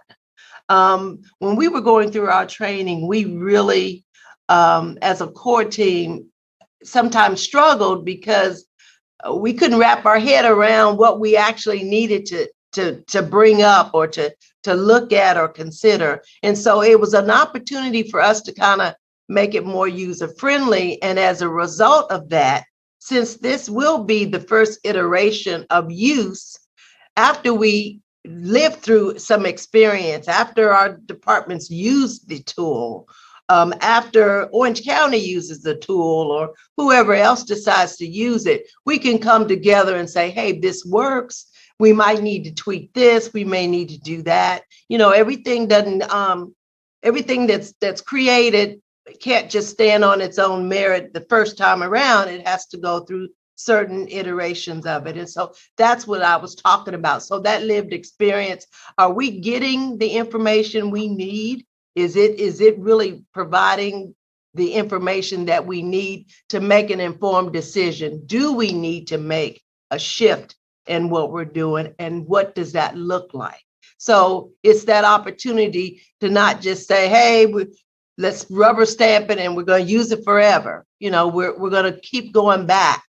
And that will be really for all of the processes that we have in place. We need to keep going back to make sure that they're still effective for our Black and Brown community. Okay, and then I saw exactly what you were saying in Appendix D. Okay. You know, in the worksheet and all that. But just thank you so much again for all that you're doing, all that you bring to the work. You're truly leading the way here, along with your colleagues, and just really appreciate it. Thank you. Thanks, Barbara. Next up is Susan, and then we'll go to Randy. Thank you, Mayor. And Anita, I really enjoyed your presentation. It feels very appropriate that you are giving us this update on One Orange Racial Equity Plan on this kickoff to our Black History Month. So it's nice to be looking forward. One of the slides that stood out to me was the what results regarding racial equity would you like to see? And I know that our mayor commented on this as well. And one idea I wanted to throw out with you, Anita, is this whole idea of life expectancy. It wasn't on the list, but there's been more and more research on the gaps between with life expectancy between Black and white residents based on zip code. And in Chicago, that gap in life expectancy, in some cases, is over 30 years. And these can be zip codes that are just, miles away from each other. And we all know the reasons for this. If you are in a Black neighborhood, you probably have much less access to public parks and places to exercise. You have less access to grocery stores with healthy food. You have less access to canopy. You have less access to living wage jobs. You're more likely to be located near a highway or a landfill. But my point is, I got really curious about this, and I was kind of curious, wondering what is the life expectancy gap here in Orange County. And it was hard to find the data based on zip code, but with the help of Mr. Manager, thank you, on the census tracts, I was able to get a little bit of information looking at the gap in the life expectancies in Orange County based on census tract. And best I can tell, it's over 10 years. And if I'm reading the census tracts correctly, I'm not sure, but that gap could be 10 years even within Carrboro. So just imagine the small town of Carrboro, and based on that particular census tract you happen to live in.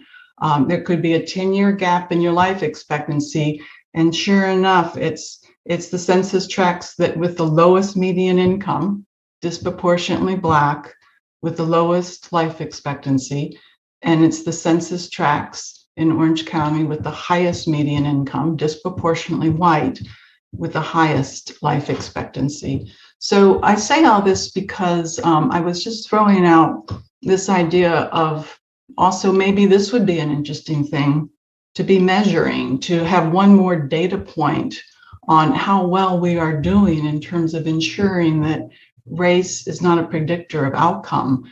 And I think it would be something, as best I can tell, because I've seen so many studies on this, I think it's probably pretty easy to collect the data and update the data and monitor the data. And I think it could be really helpful for us too, as town council members, as sort of stewards of Carrboro's tax dollars, using data such as this to help us in terms of making some of these funding decisions. So I just wanted to, first of all, thank you so much for all of the work and engagement you have done on this report, and it's really going to help us inform our decisions. But I wanted to throw that idea out there on life expectancy too, just to see if you had any thoughts on that. And thank you for bringing that out. You know, I know some of the other work that we've done through the training and process with GARE. It is talked about a lot. You know, and I think that's one of those areas that, as a jurisdictional team, multi-jurisdictional team, we talked about the fact that that's some data that we don't have readily available, and so that's certainly something that we can track. The good news is we have not built out the index, and that, you know, we can request this information so that, you know, I'm certain it's part of the process, but we certainly can suggest it. And you know, this can be also something that we can engage our racial equity commission to be tasked to do, to try to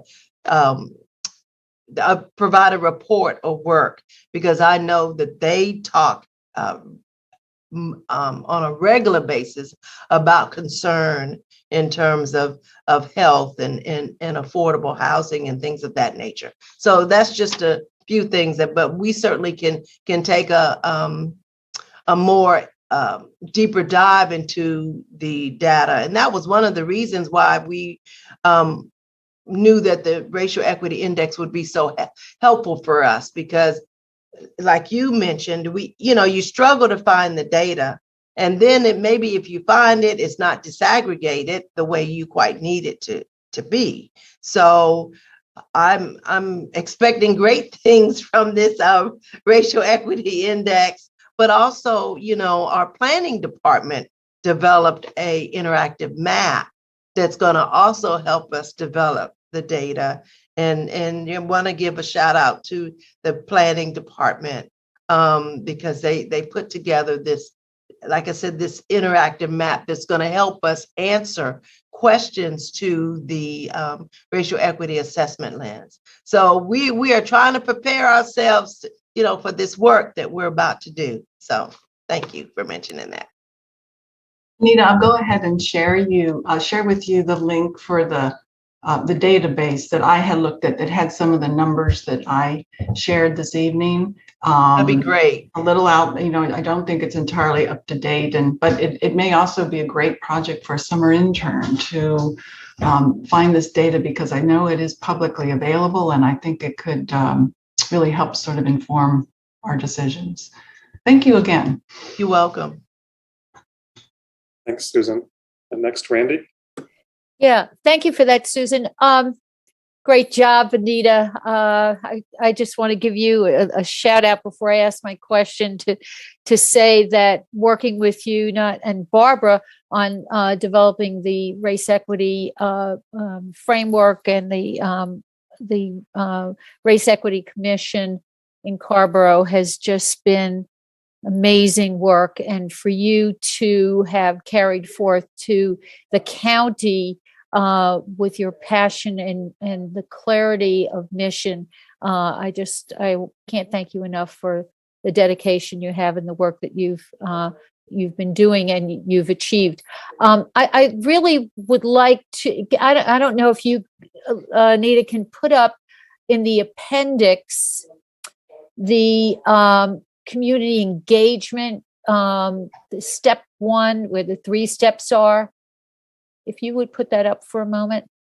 One of the things that I was most fascinated with when reading through the 3 steps for engagement was that each of the 3 steps have a of the engagement design tool. Let's see. Is this the one you're speaking of, Randy? No, I'm in the appendix. Oh, okay. I got into the actual, I don't know, a document.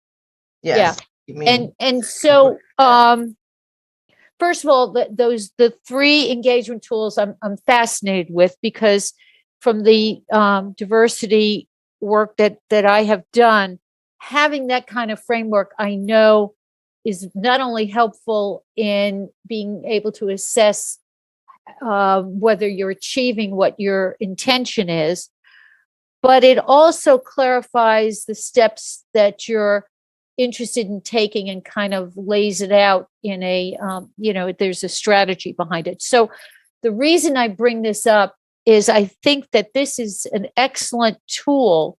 Especially that first framework, which is step 1. I'd be very interested in seeing how we can share that tool and pair it with our Community Climate Action Plan Green Neighborhood Initiative.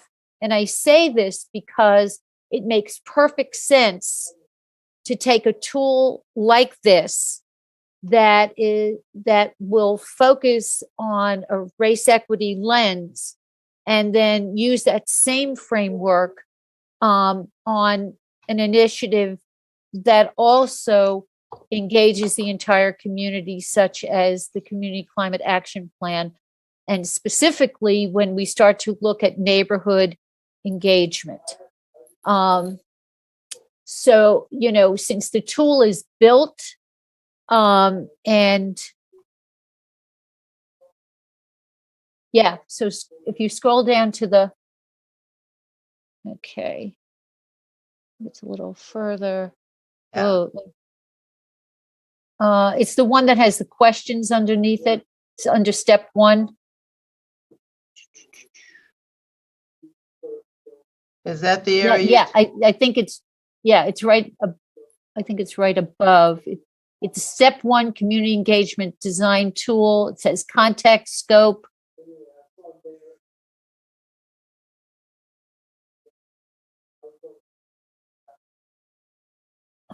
I don't have page numbers on here. I'm sorry. Well, it might be. Well, it's a 16 and a 25, but that I don't think it matches.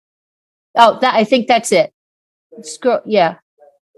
This one? It's up. It's the one that had the grid with context, scope, people, purpose.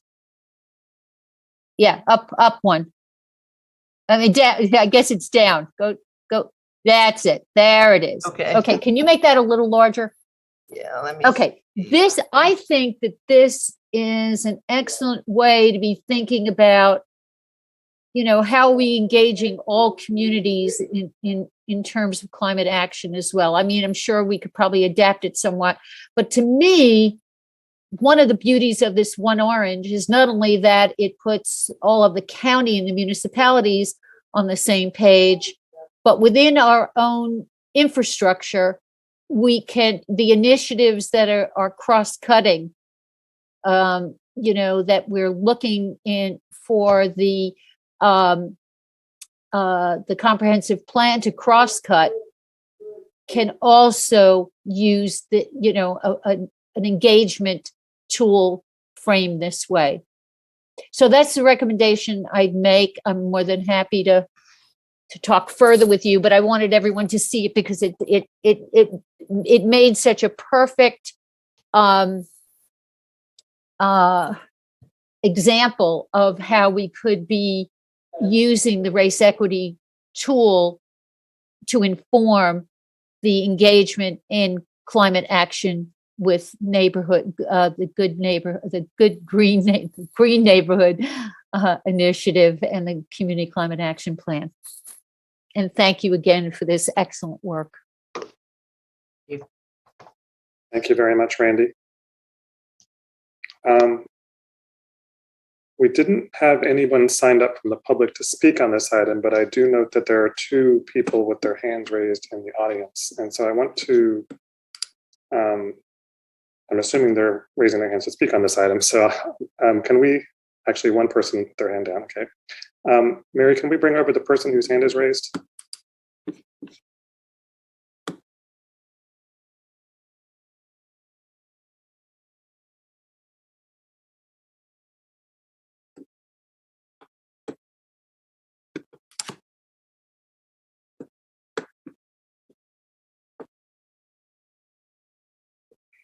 There we go. Welcome. Thanks for being with us this evening. Can you introduce yourself? And we usually ask folks to stay within about 3 minutes for their comments. And so glad to see you here, and please tell us who you are. Yes, thank you for having me, guys. My name is Shahad Mustafa, and I was wondering if we're going to speak on the decision to increase the police salaries in Carrboro. But anyways, again, like I said, my name is Shahad Mustafa, and I'm currently an executive member of the Community Justice, Abolition, and Anti-Racism Collective, a movement-based organization at UNC Chapel Hill. I'm a sophomore there, but I also live in Carrboro. I want to first start off by saying that I recognize that this decision is an attempt to remedy the issue of police officers leaving CPD to join neighboring police forces. There's a fear that less police officers in Carrboro means more violence in our communities and a loss of our safety overall. This, however, is not true. At the end of the day, we as a community keep each other safe.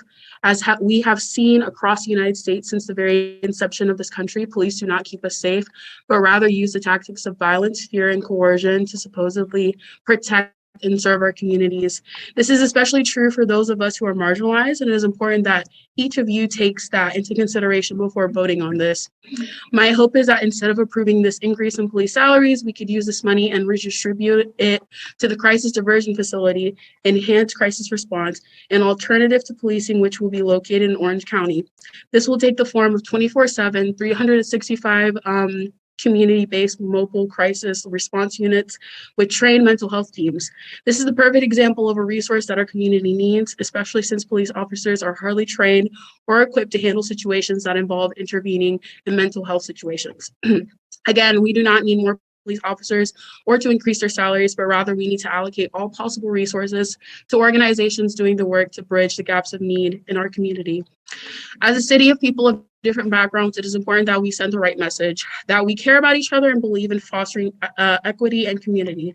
This is how we can protect not only ourselves, but each other. I urge you all to vote against the decision to increase police salaries, especially since it is the first day of Black History Month. It is ironic and frustrating that we have to have this conversation, especially considering the role that this country's police forces have played in terrorizing and harming the Black community. It is performative at best to preach about racial equity when a yes vote for this change would negatively impact our local communities. If you truly and really believe in racial equity and promoting it in our city, vote no. Thank you. Thank you so much, Shahad, for sharing those comments tonight, and take them very seriously. I do want to note that a decision about police salaries is not on our agenda tonight. We have recently had an agenda item, a previous meeting about this topic that was about salaries and keeping them competitive with other agencies in the region and so on. So I just want to clarify for folks and for you that who are listening that that's not a decision that's before the council tonight. I also want to share, and I really appreciate your sharing your perspective on the role of policing in the larger issues around public safety and community safety.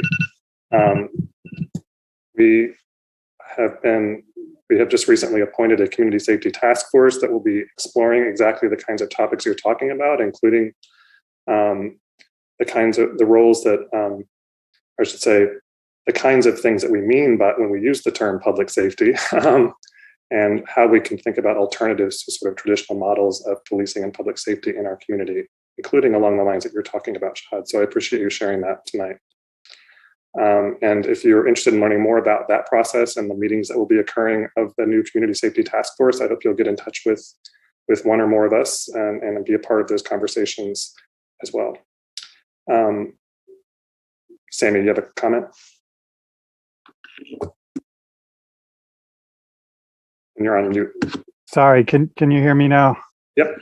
Yeah, I just wanted to also express appreciation for the comments there, and in light of the conversation with this agenda item and previous agenda items, but also the upcoming agenda item having to do with the budget, and the reality that part of the reason we increased our the pay for police across the board last time we met was so that we could rehire what I believe are 7 vacancies in the police department. And so perhaps as part of our next agenda item, we can talk about what the opportunity is in light of what the mayor just described with the public safety task force in terms of how to do public safety better, and maybe think about I think we've just hired 2 more police officers, which I believe means we still have 5 vacancies. To really think about whether we want to make that commitment before really looking into how we could do public safety in a better way.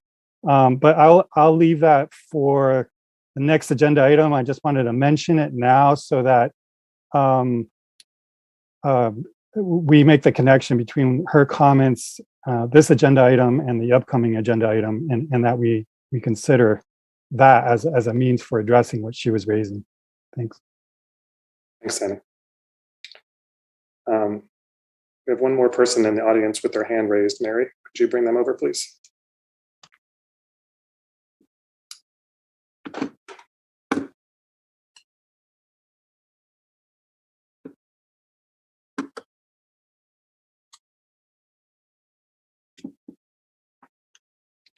Hello and welcome. Hello, I'm Louise. I'm a part of CJAA. I'm a part of the same organization as a student who just spoke. I think it's ridiculous that we're in Black History Month and we just increased the salaries of police. That's ridiculous given how police have disproportionately impacted communities of color. But I feel like it should still be a conversation around police, hiring more police. Yeah. Okay. Thanks, Louise. I agree. And I think, as Sammy just said, we'll be talking about over the coming months, hearing from community members about not only the budget, but also talking more explicitly about issues of public safety and policing through some of the processes we've already established, like our new Community Safety Task Force. Thanks, Louise, for joining us tonight. Okay, I don't see any other hands raised in the audience. I believe that on this item, on the One Orange racial equity framework, the staff, Anita, has asked that the council join our colleagues in approving the framework. Is that right, Anita? I think that's the action before us tonight. That's so there's correct. A motion from the council. I see a motion from Randy. Is there a second? By Barbara. It's been moved by Randy and seconded by Barbara that we approve the One Orange framework. And I'll do a roll call vote. Barbara? I'm over here laughing. Okay, sorry. Aye. Randy? Aye. Danny? Aye. Susan? Aye. Sammy? Aye. And I vote aye. The matter passes unanimously. Thanks all. Anita, thanks very much. We look forward to hearing more about this work. Okay, Mr. Manager, back to you. Thank you. The last item under other matters is community input on the FY22, FY23 town budget. purpose of this item is to receive comments from the public regarding the town's budget for the upcoming fiscal year beginning July 1, 2022. And this process will begin our budget development process for the next fiscal year. And before I turn this over back to you, Mayor, I do want to mention to the council is that staff continues to work on our American Recovery Plan Act funding framework. On January 6th, the Department of Treasury released the final rules for that funding, and it's well over 400 pages. So we're still working our way through that document to see how that might impact our funding decisions. And so we are still working on that. We'll bring back a schedule of when we anticipate getting that back in front of council. That's great. Thanks for that update, Richard. We do have several people who have signed up to speak to us tonight about the upcoming fiscal year budget.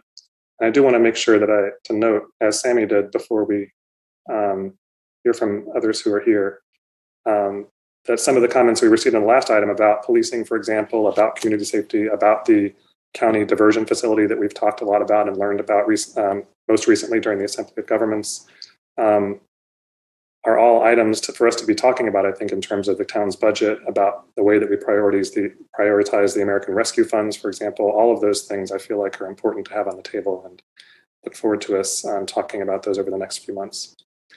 And hearing about the other topics that are on people's mind, which we'll hear about now, just as our opportunity, as Richard said, every year to start off the budget season by hearing about community members' priorities. And so we're going to start, and I'm just going to go in the order that we had people sort of sign up.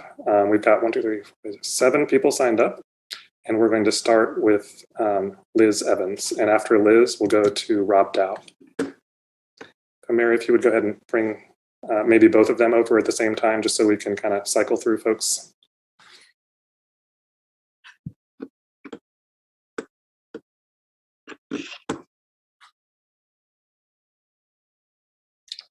Liz, welcome. It's good to see you here.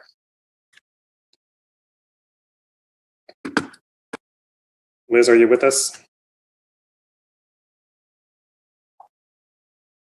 Okay. We'll move on to Rob then next. And Mary, after Rob, we're going to have Eddie. Wait a minute. Sorry, hold on a sec. There's Liz. Liz, you're welcome, and thanks for coming to talk to us about the budget. We generally ask people to keep within about 3 minutes with their comments, and the floor is yours. Okay, I'm just going to read this very fast. I'm representing the Orange County Affordable Housing Coalition. They have sent this letter, but I would like to read it into the record. So to all of you, we are writing on behalf of the Orange County Affordable Housing Coalition, an association of nonprofit housing developers, service providers, advocacy groups, and other partners working together to provide housing opportunities for all in the community. Our mission is to advocate for the creation and preservation of safe, dignified, affordable housing in Orange County. We know this is a mission many of you support regularly in your role as local government leaders, and we hope you will further the mission of this critical time of the year, the fiscal year 22-23 budget development process. You can learn a lot about a community's priorities by seeing how its resources are allocated, and this is certainly true for affordable housing. Government investments are essential to affordable housing creation and preservation. OCAHC asks each jurisdiction in Orange County to dedicate at minimum 2 cents of the property tax in the fiscal year 22-23 budget for funding affordable housing, not including funds spent on local government staffing. These 2 pennies of the tax rate should be spent on new housing development, preservation of existing units, owner-occupied repair programs, rental vouchers, and various other housing creation and preservation programs. Some local jurisdictions have dedicated 1 penny or slightly more in past years, but to the best of our knowledge, only Carrboro is providing even a full penny at present. Local funding is needed now more than ever, given skyrocketing costs and the ongoing affordable housing crisis, for which ARPA and other federal funds are only part of the solution. We commend you for what you already do to support affordable housing in Orange County and look forward to your jurisdiction including 2 cents for housing in the fiscal year 22-23 budget. In partnership, Dan Levine and Kimberly Sanchez are co-chairs of OCAHC, and thanks for listening. And I'm heartened whenever I hear that affordable housing is at the top of somebody's list. Thank you. Thank you so much, Liz. And I think I did, and I think other council members also did receive the letter from Dan Levine that you mentioned, and really appreciate getting that from you all, especially this part of the development process for our budget. Thanks very much. Mary, I guess actually we're going to go to Rob Dow next, and Mary after Rob is going to be Betty Curry. Rob, welcome.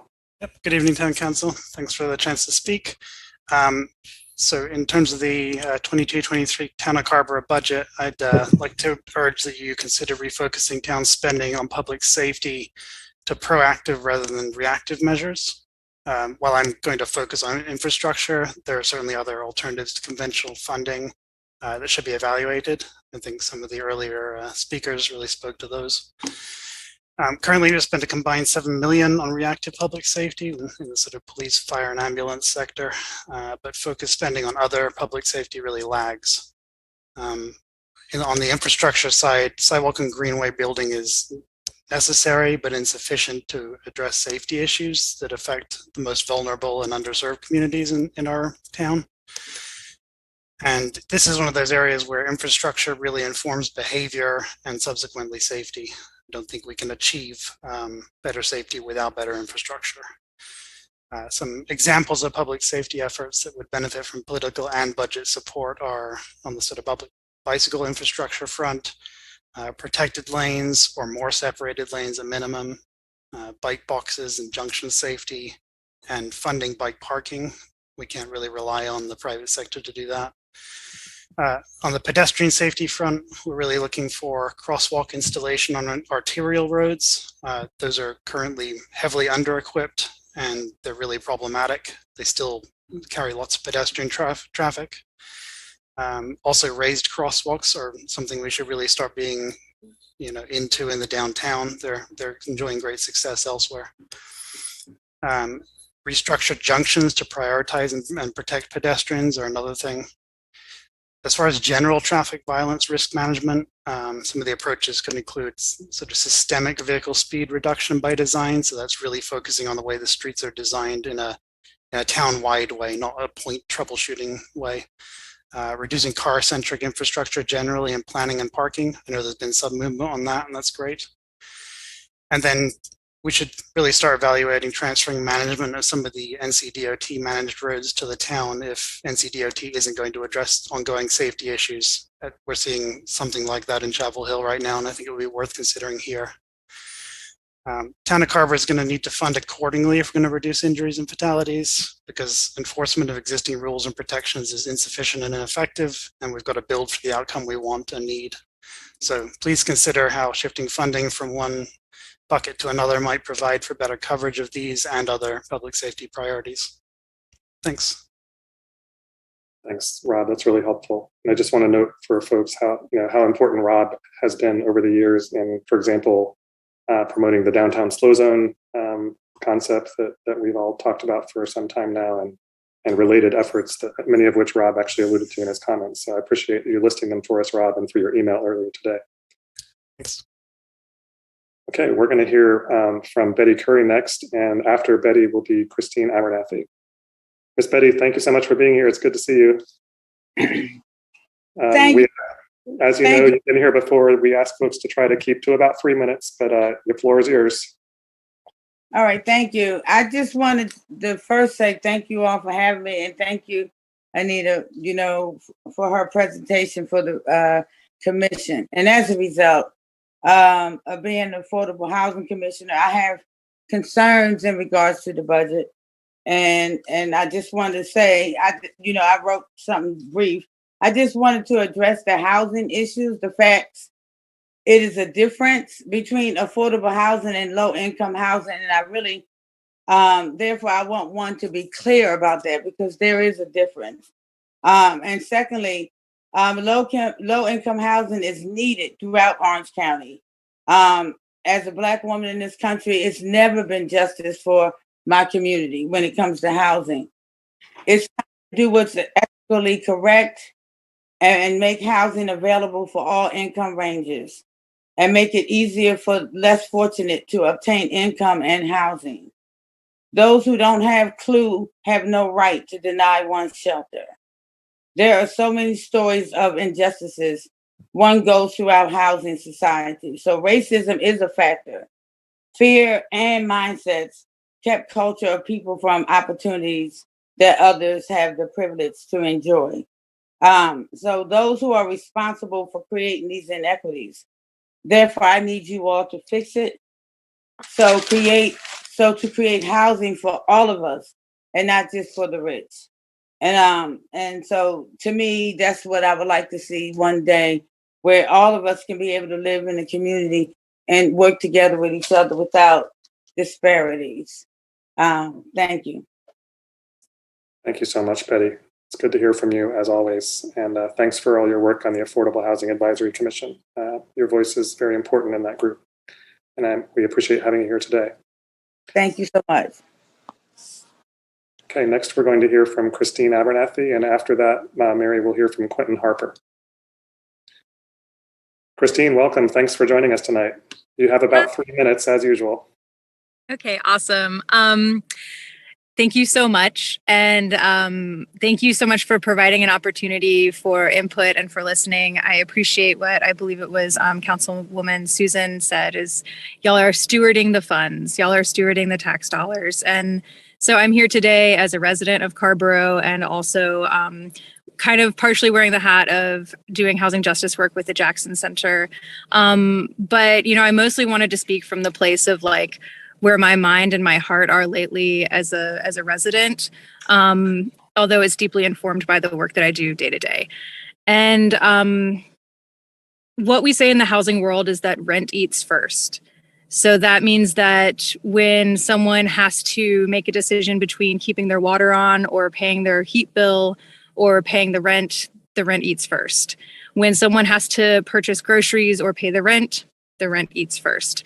When someone has to decide about a medical treatment or keeping their shelter, the rent eats first. And I'm looking at like matching folks to housing in my job, and I see that the average cost of a home is around $400,000. And so I kind of want to bring this question of like, how can we deeply support folks in need of shelter? How can we do that together? And I think that part of that is starting to think about how we can really prioritize that within funding.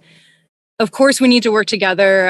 And I know that we talk about this with zoning, with other projects to create solutions. But I think that the major part of it would also be considering affordable housing within the budget.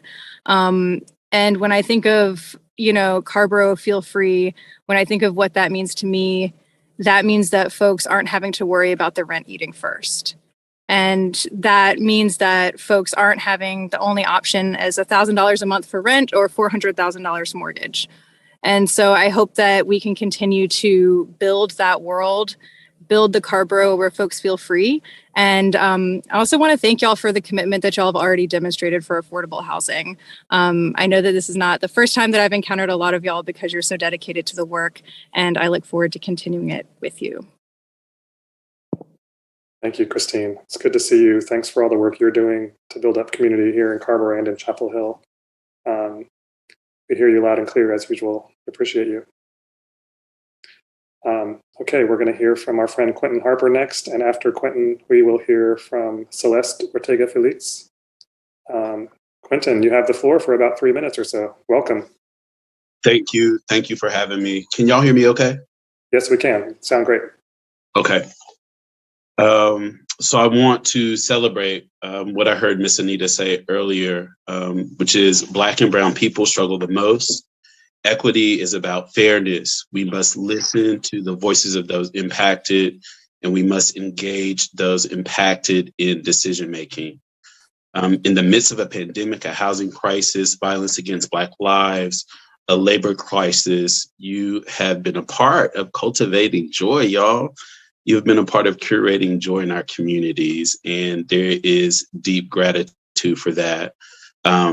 And so I'm asking you tonight to stand in support of the letter from the Orange County Affordable Housing Coalition to commit 2 cents for affordable housing, and I'm asking for a lot, to utilize the ARP funding to support affordable housing for 30% AMI and below. Why joy? Why safety? Why affordable housing? Part of my why is that in 2009, I moved to Carrboro, and for the first 2 weeks, I slept on the floor. And I didn't have lights and I didn't have hot water, but I had the joy of having my first apartment. Carrboro really created that space for me as a young Black queer man to grow into adulthood. It is a place where I found my voice, where I was able to contribute my gifts and my talents to advocating for the needs, not only for myself, but also for the needs of our community. I want to remind you of some moments of joy that we had in 2021. A moment of joy, raising the wall on Cobb Street. These moments of joys for me are embodied in pictures. And I have this really beautiful picture of members of town council raising the wall on Cobb Street, 4 units, which you made possible by allocating budget money towards the creation of affordable housing. I want to remind you of a moment of joy, which is a group of folks dancing in front of the Mary Cheek Jackson Center during the House Us Now March. Some of us had hot dogs in our hand, but all of us were dancing in celebration. You will remember that the House Us Now March was catered towards housing for 30% AMI. And I think what impresses me about that day is the magnitude of community that came out to stand behind those lived experience and those who are most impacted. It was a moment of joy. Another moment of joy you may remember is Miss Yvette and the meeting of the Minds Advocacy Choir serenading you at the Pee Wee Holmes meeting. Just thinking about the power of having folks who are most impacted with lived experience, experiencing housing insecurities, trusting and being vulnerable with you and telling their stories, and to watch the sparkle that you all helped to cultivate as you approved land and housing for 3 Pee Wee Homes. Pure joy. And there have been moments like that for the history of Carrboro, and I'm asking that you continue to create moments of joy by supporting a 2 cent for affordable housing to keep this joy, to keep the sense of safety, and to house folks in our communities. You have heard that the soul of our nation is in crisis. And I think that that crisis is solved at the grassroots local level because you have seen the struggles of your neighbors. You have seen your neighbors. You have shown up in moments with your neighbors at the House Us Now March, et cetera, et cetera. And your neighbors have seen you act boldly to make government work for their situations. And so as you are going through this budget process, I just want to remind you of the joy and expectancy that your neighbors have, and ask that you act with equity in mind, that you act with a bold vision to do the right thing and really commit 2 cents to affordable housing. So last week we had a Carrboro AHEC meeting, and we sat in this meeting with a developer who named affordable housing being in the mid to upper 300,000s and lower 400,000s. And I watched Ms. Betty Curry's face, and it just read affordable for whom? This developer also named folks outside of Carrboro coming into this market and getting rooted in community. In that moment, I could only watch and try to do justice to the members who are represented in the Affordable Housing Advisory Commission. We had a grandmother who has raised her family and has watched her kids and grandkids grow up in the school system, who is trying to keep her housing. We've watched a member who was born and raised in Chapel Hill, Carrboro, who had kids in Chapel Hill, Carrboro, struggle to find housing. We had an affordable housing expert who joined the board to provide his skills. We had a member who is experiencing mental health challenges. Her why is because I just want to help. And so I want to remind you that you all have been a part of cultivating this joy in this space where we can get activated, where we can follow those who are most impacted, where we can lead with them, telling stories about their lived experience. They are saying, house us now, house us now, house us now. And so I hope as you're going through this budget process, you will commit 2 cents to affordable housing and do it with joy, and do it with joy. Thank you. Thank you, Quentin. Thanks for those reminders about moments of joy and also the reminder that there's still more work to do. Appreciate you. Next, we're going to hear from Celeste, who I imagine, if I am guessing right, is there behind Christine's photograph. And then next, after Celeste, Mary, we're going to have Dolores Bailey from Empowerment. Celeste, are you there? Or is that Christine again?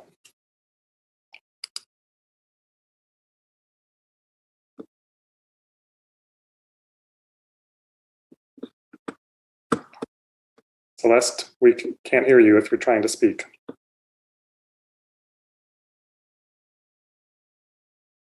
All right, we'll hold on to Celeste for just, or Christine for a moment there and move on to Dolores. Dolores Bailey, welcome.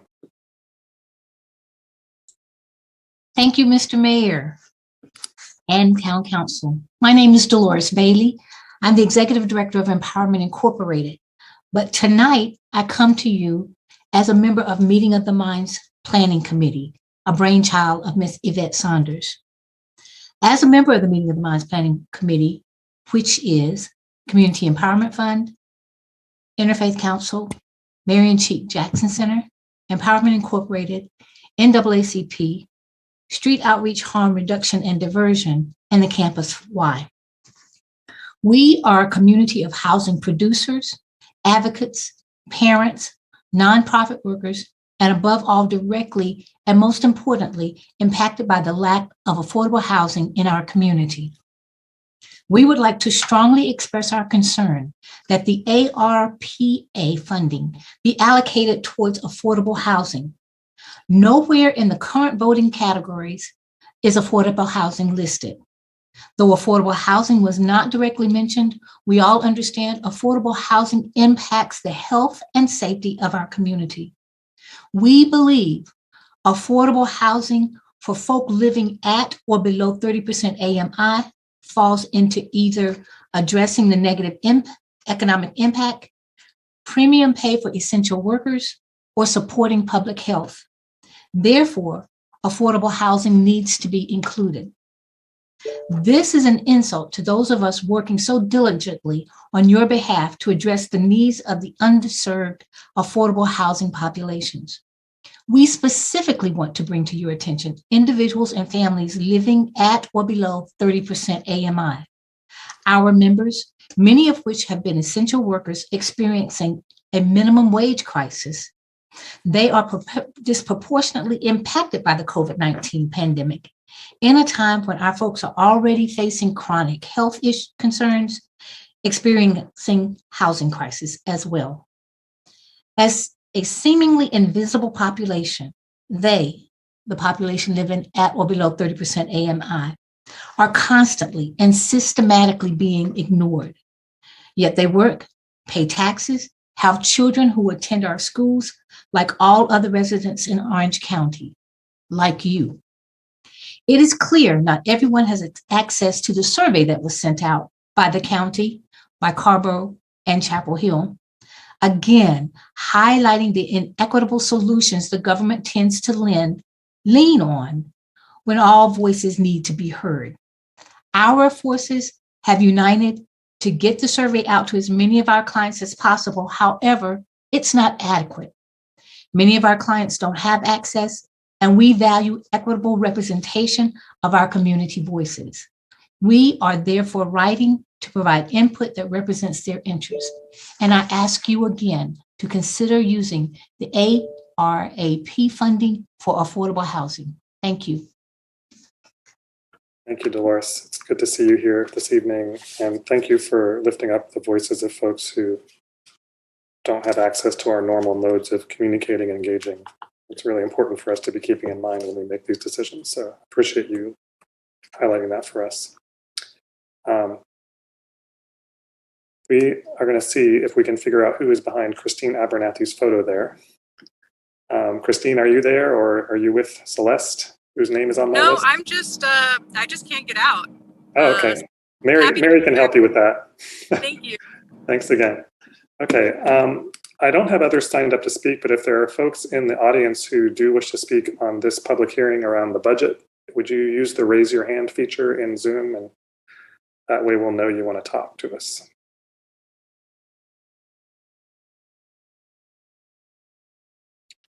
Okay, I'm not seeing any other folks raising their hands. Mr. Manager, you've got a list of the topics that people have brought to us, the priorities people have for us. Can you remind us what the schedule looks like for us as we move through the budget season this year, in terms of work sessions, public hearings, and so on? Yes, I have a draft timeline that I'll share with council. We haven't quite finalized it yet, but once we do that, I'll get it out to council this week. Great. That'd be very helpful. Thank you. I'll just say we heard quite a bit tonight from folks involved in our affordable housing provider community and advocates, which I think is really great to have them in the room. As we all know, sometimes or often it's people in the room who are heard, right? And I think it's important that these are the folks we're hearing from tonight. I also don't want to lose sight of the other comments that we received earlier this evening around priorities around community safety and exploring alternatives in that regard. So I'd like to keep that on the list as well, Mr. Manager. And I have a couple of council members with their hands raised. And so we'll start with Barbara, and then we'll move on to Susan, and then we'll move on to Sammy. Barbara? Yeah, thank you, Mayor. And so there was one comment about budgeting for more pay for transportation planners so that they might stay longer, and maybe budget for more transportation staff. How can we keep a planner to stay and plan? So, I mean, that was just something that I saw on Twitter.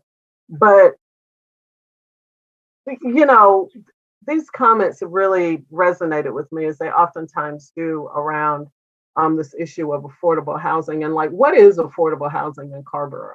Depending on who you ask, you're going to get several different answers. And then we know about the AMI. But I liked what Quentin said about joy and expectancy. I liked the way he put his storytelling hat on and talked about his lived experience. That is always very powerful. Because if you've not had the experience, you don't understand the urgency. You don't know what that's like. You know, the lived experience is everything. So I think about some of our community surveys, and if I remember correctly, most of them are very supportive for affordable housing. And, you know, then there's that accountability piece that I think our affordable housing advocates are looking for when they remind us of things we say while campaigning, things we wrote in those campaign questionnaires, you know, something we might have said in a forum, or, you know, just participating, you know, in the House Us Now rally and march. And so I also think about like balancing priorities. I was listening when Mr. Dow was talking, and he, you know, it's very important, you know, for him, and I'm sure others, you know, public safety, more bike ped infrastructure, and just more money towards transit. You know, he talked about, I think you mentioned the slow zone maybe, and you know, taking the idea from Chapel Hill, you know, with Franklin Street. Mayor know what I'm talking about, probably the rest of you too.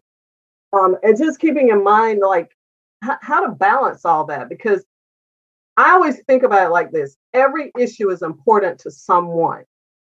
And so I don't know how many of us in these squares have had issues with finding somewhere affordable to live, and who has that lived experience, and who can just say, yeah, I've had that, and this is my experience, and I think we should do X, Y, and Z.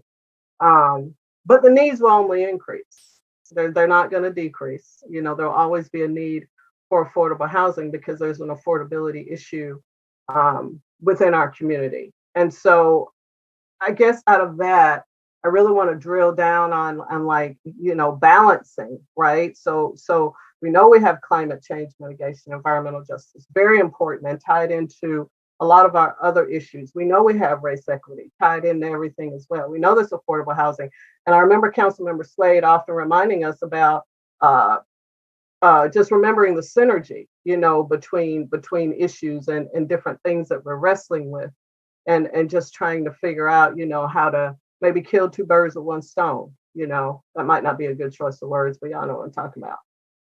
And so just balancing these different priorities and values, that not only that we have, but that our community has, and we're the stewards of the money. And so, what's important to one may not be important to another, and vice versa, but every issue is important to somebody. So thank you, Mayor. Thank you, Barbara. Susan? And then after Susan will be Sammy. Thank you for those comments, Barbara, and thank you, Mayor. Mr. Manager, before you joined us here in Carrboro, I think it was before you joined us, we were having some conversation around participatory budgeting. And I mention it because I too really appreciated the comments from community members this evening. And this whole idea of the participatory budgeting would obviously lift up these voices even more. And so I think it was back in, actually you were with us in November. So back in November, we did I think there was a survey that went out to the community members asking for priorities on the ARPA funding. I was curious if there will be any other steps during, as you're doing the scheduling over the next few months, any other efforts to do maybe even a pilot around participatory budgeting? Your thoughts on that? Yes, I talked with our staff. We at this point feel like our plates are full, trying to get 2 or 3 projects up and running, and there are other initiatives that we want to look at that in the next budget cycle. But we don't think we can fit that in terms of capacity in this first go around. We definitely look at that moving into the the FY24 budget to find a way to do that. Looking at some other communities who are doing participatory budgeting, they have staff dedicated to that. I know for us it would just be a pilot program, but we've learned that the 2 communities, Durham and Greensboro in particular, have staff who are dedicated just for that purpose. So we want a little more time to explore that and see how we can make that fit into our workload, but we just think we'll take that on in this budget cycle. Understood. I know your plate is already really, really full. One other question for you, Mr. Manager. There has been some municipalities that are now putting together reparations budgets. And I was curious if that had been considered for this upcoming budget, or you're feeling like that will also need to wait perhaps another year. Yes, I think that conversation, I certainly have not begun, but I think there's opportunity to begin that conversation, particularly with you, council.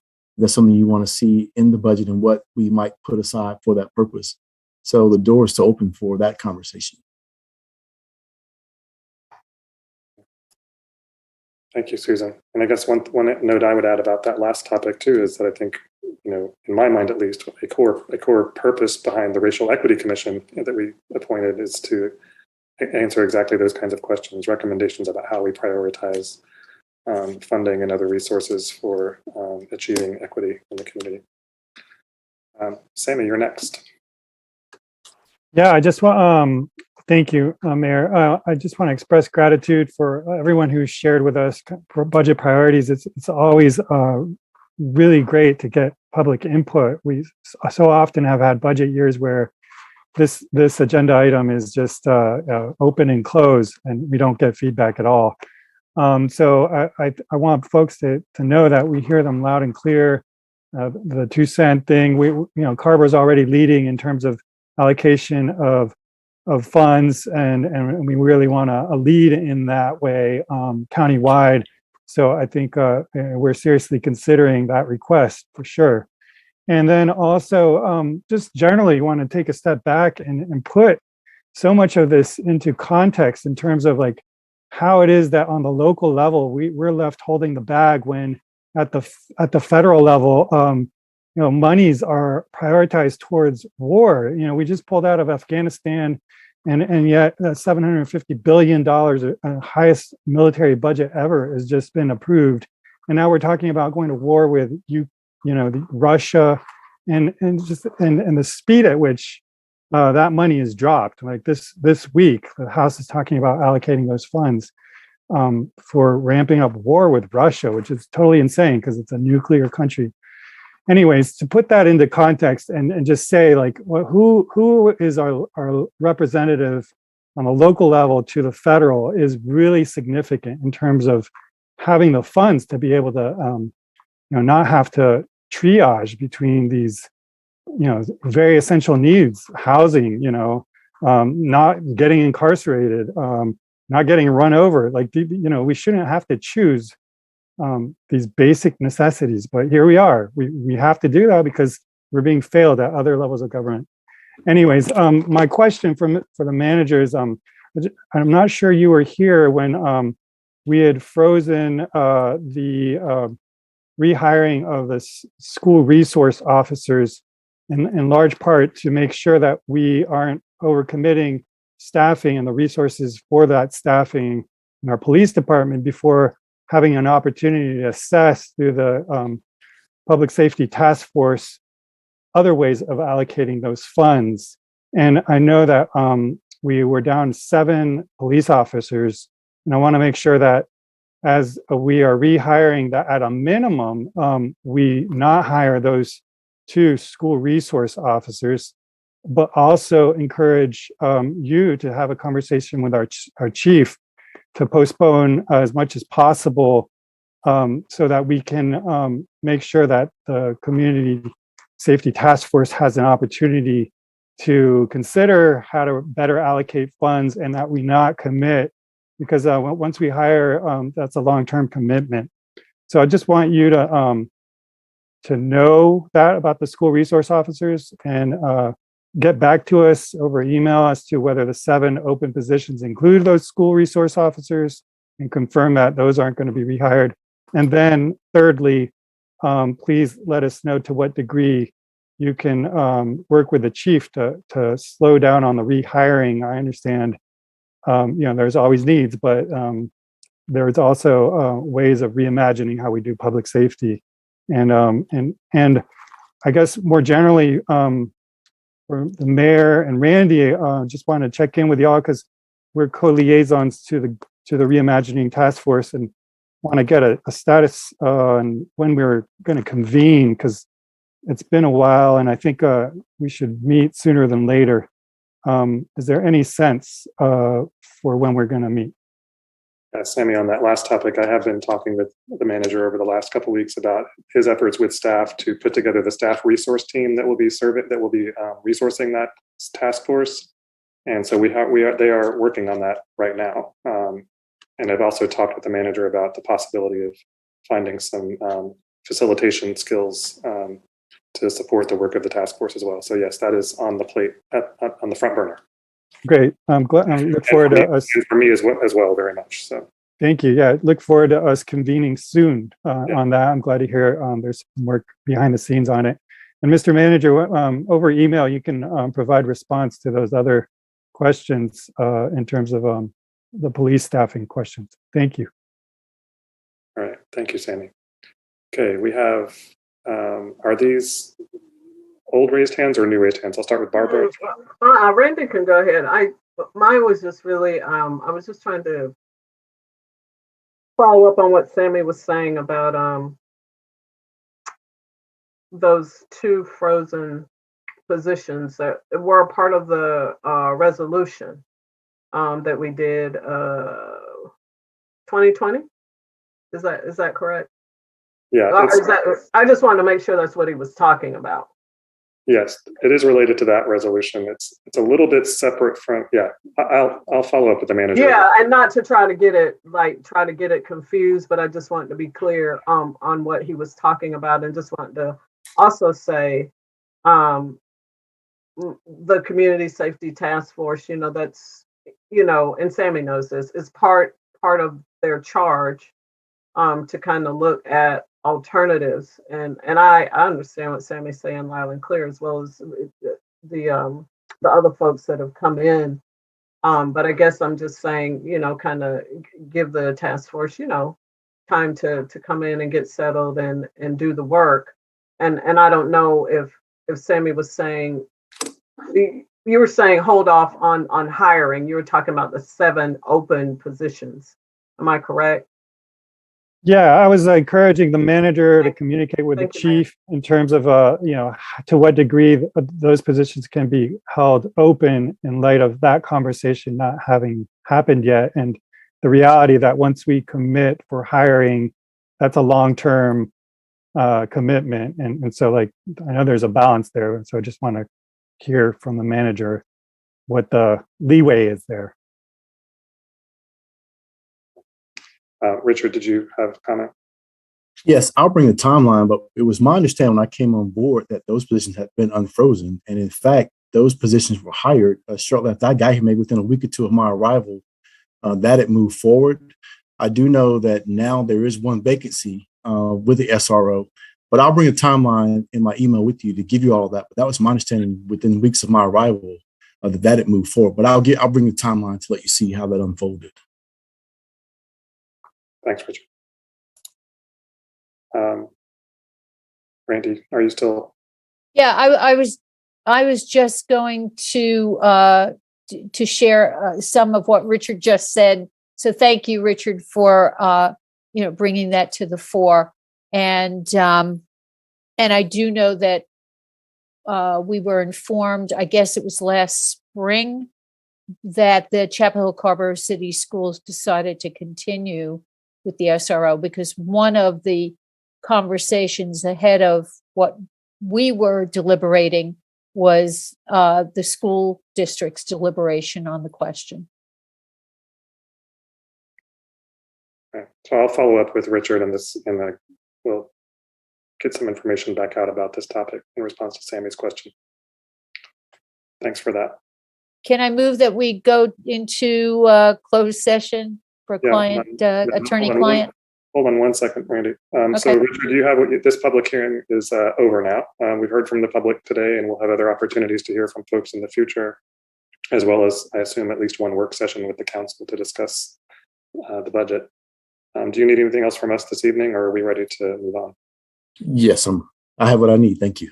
Thank you so much. All right, we have a motion from Randy to go into closed session to hear advice from the attorney. I just have some matters by the board that I'd like to. Okay, go ahead. Yeah, so I had the opportunity to sit in with the SWAG team. What do y'all call the Solid Waste Advisory Group? SWAG, yeah. Yeah, I appreciated the presentation that was shared on the zero waste plan. And I know that they were soliciting from that team feedback on who to share information and solicit feedback from. And I'd like to request that they do a presentation during a work session for the town council, so that we have an opportunity to give them feedback in terms of where they're going. So if Damon and Randy, if you could share that with the consultants, let them know that there's interest, assuming that the rest of the council is interested in getting an update and providing feedback on where that's going. Does that make sense? Thank you, Sammy, for bringing that up. And I encourage everyone, if you're not aware, Chapel Hill, the recycling drop-off at University Place will be closing in May, at the end of May, May 31st. And Carrboro's replacement for The drop-off center at the Carrboro Plaza has yet to be relocated. We need about 12,000 square feet of space to relocate. Please put the word out there. I mean, it's bad enough Carrboro lost her site and has yet to be replaced with nothing on the horizon. But the loss of one in Chapel Hill, it will seriously impact our ability to address recycling, which up until 2019, 2020 was 61% of the waste diverted due to recycling. So it's an enormous program. It's based on two things, convenience and habit. And when you remove a drop-off site, you damage both the ability for it to be convenient and you break the habit. So, yep. Thank you, Sammy, for raising that. Randy. Yeah. Richard, hold on one second, Sammy. Yeah. So Richard, on the topic that Sammy started with, which is the zero waste initiative that the county is engaging with the consultant on, if there's an opportunity for us to get an update about that at a future council meeting, maybe you can talk to the county manager or her staff about that. Sammy? Yeah, I just also wanted to follow up with Randy, appreciating your work in trying to safeguard, at least extend the time for the university where the one is in Chapel Hill. But in the conversation, also encourage you all to think of not being at the mercy of good-willed private partners, but really be thinking about allocating funds to purchase our own, both in Chapel Hill and Carrboro. Because this is just going to be a recurring problem as we further densify and develop.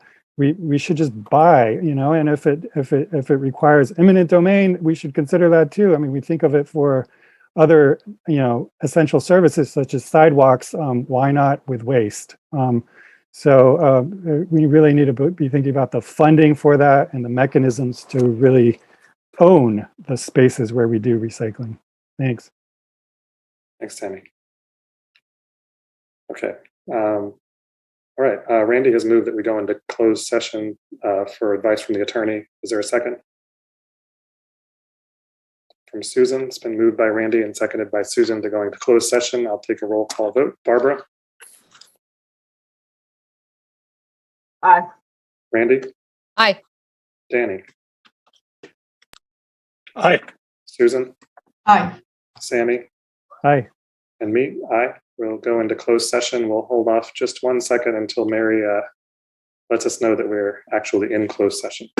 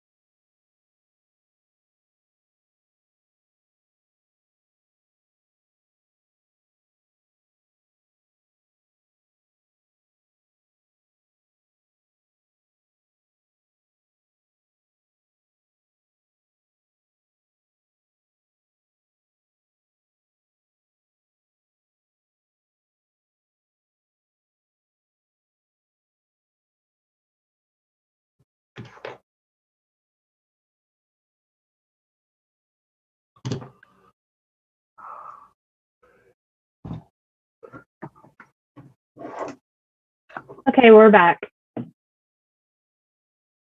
Thank you, Mary.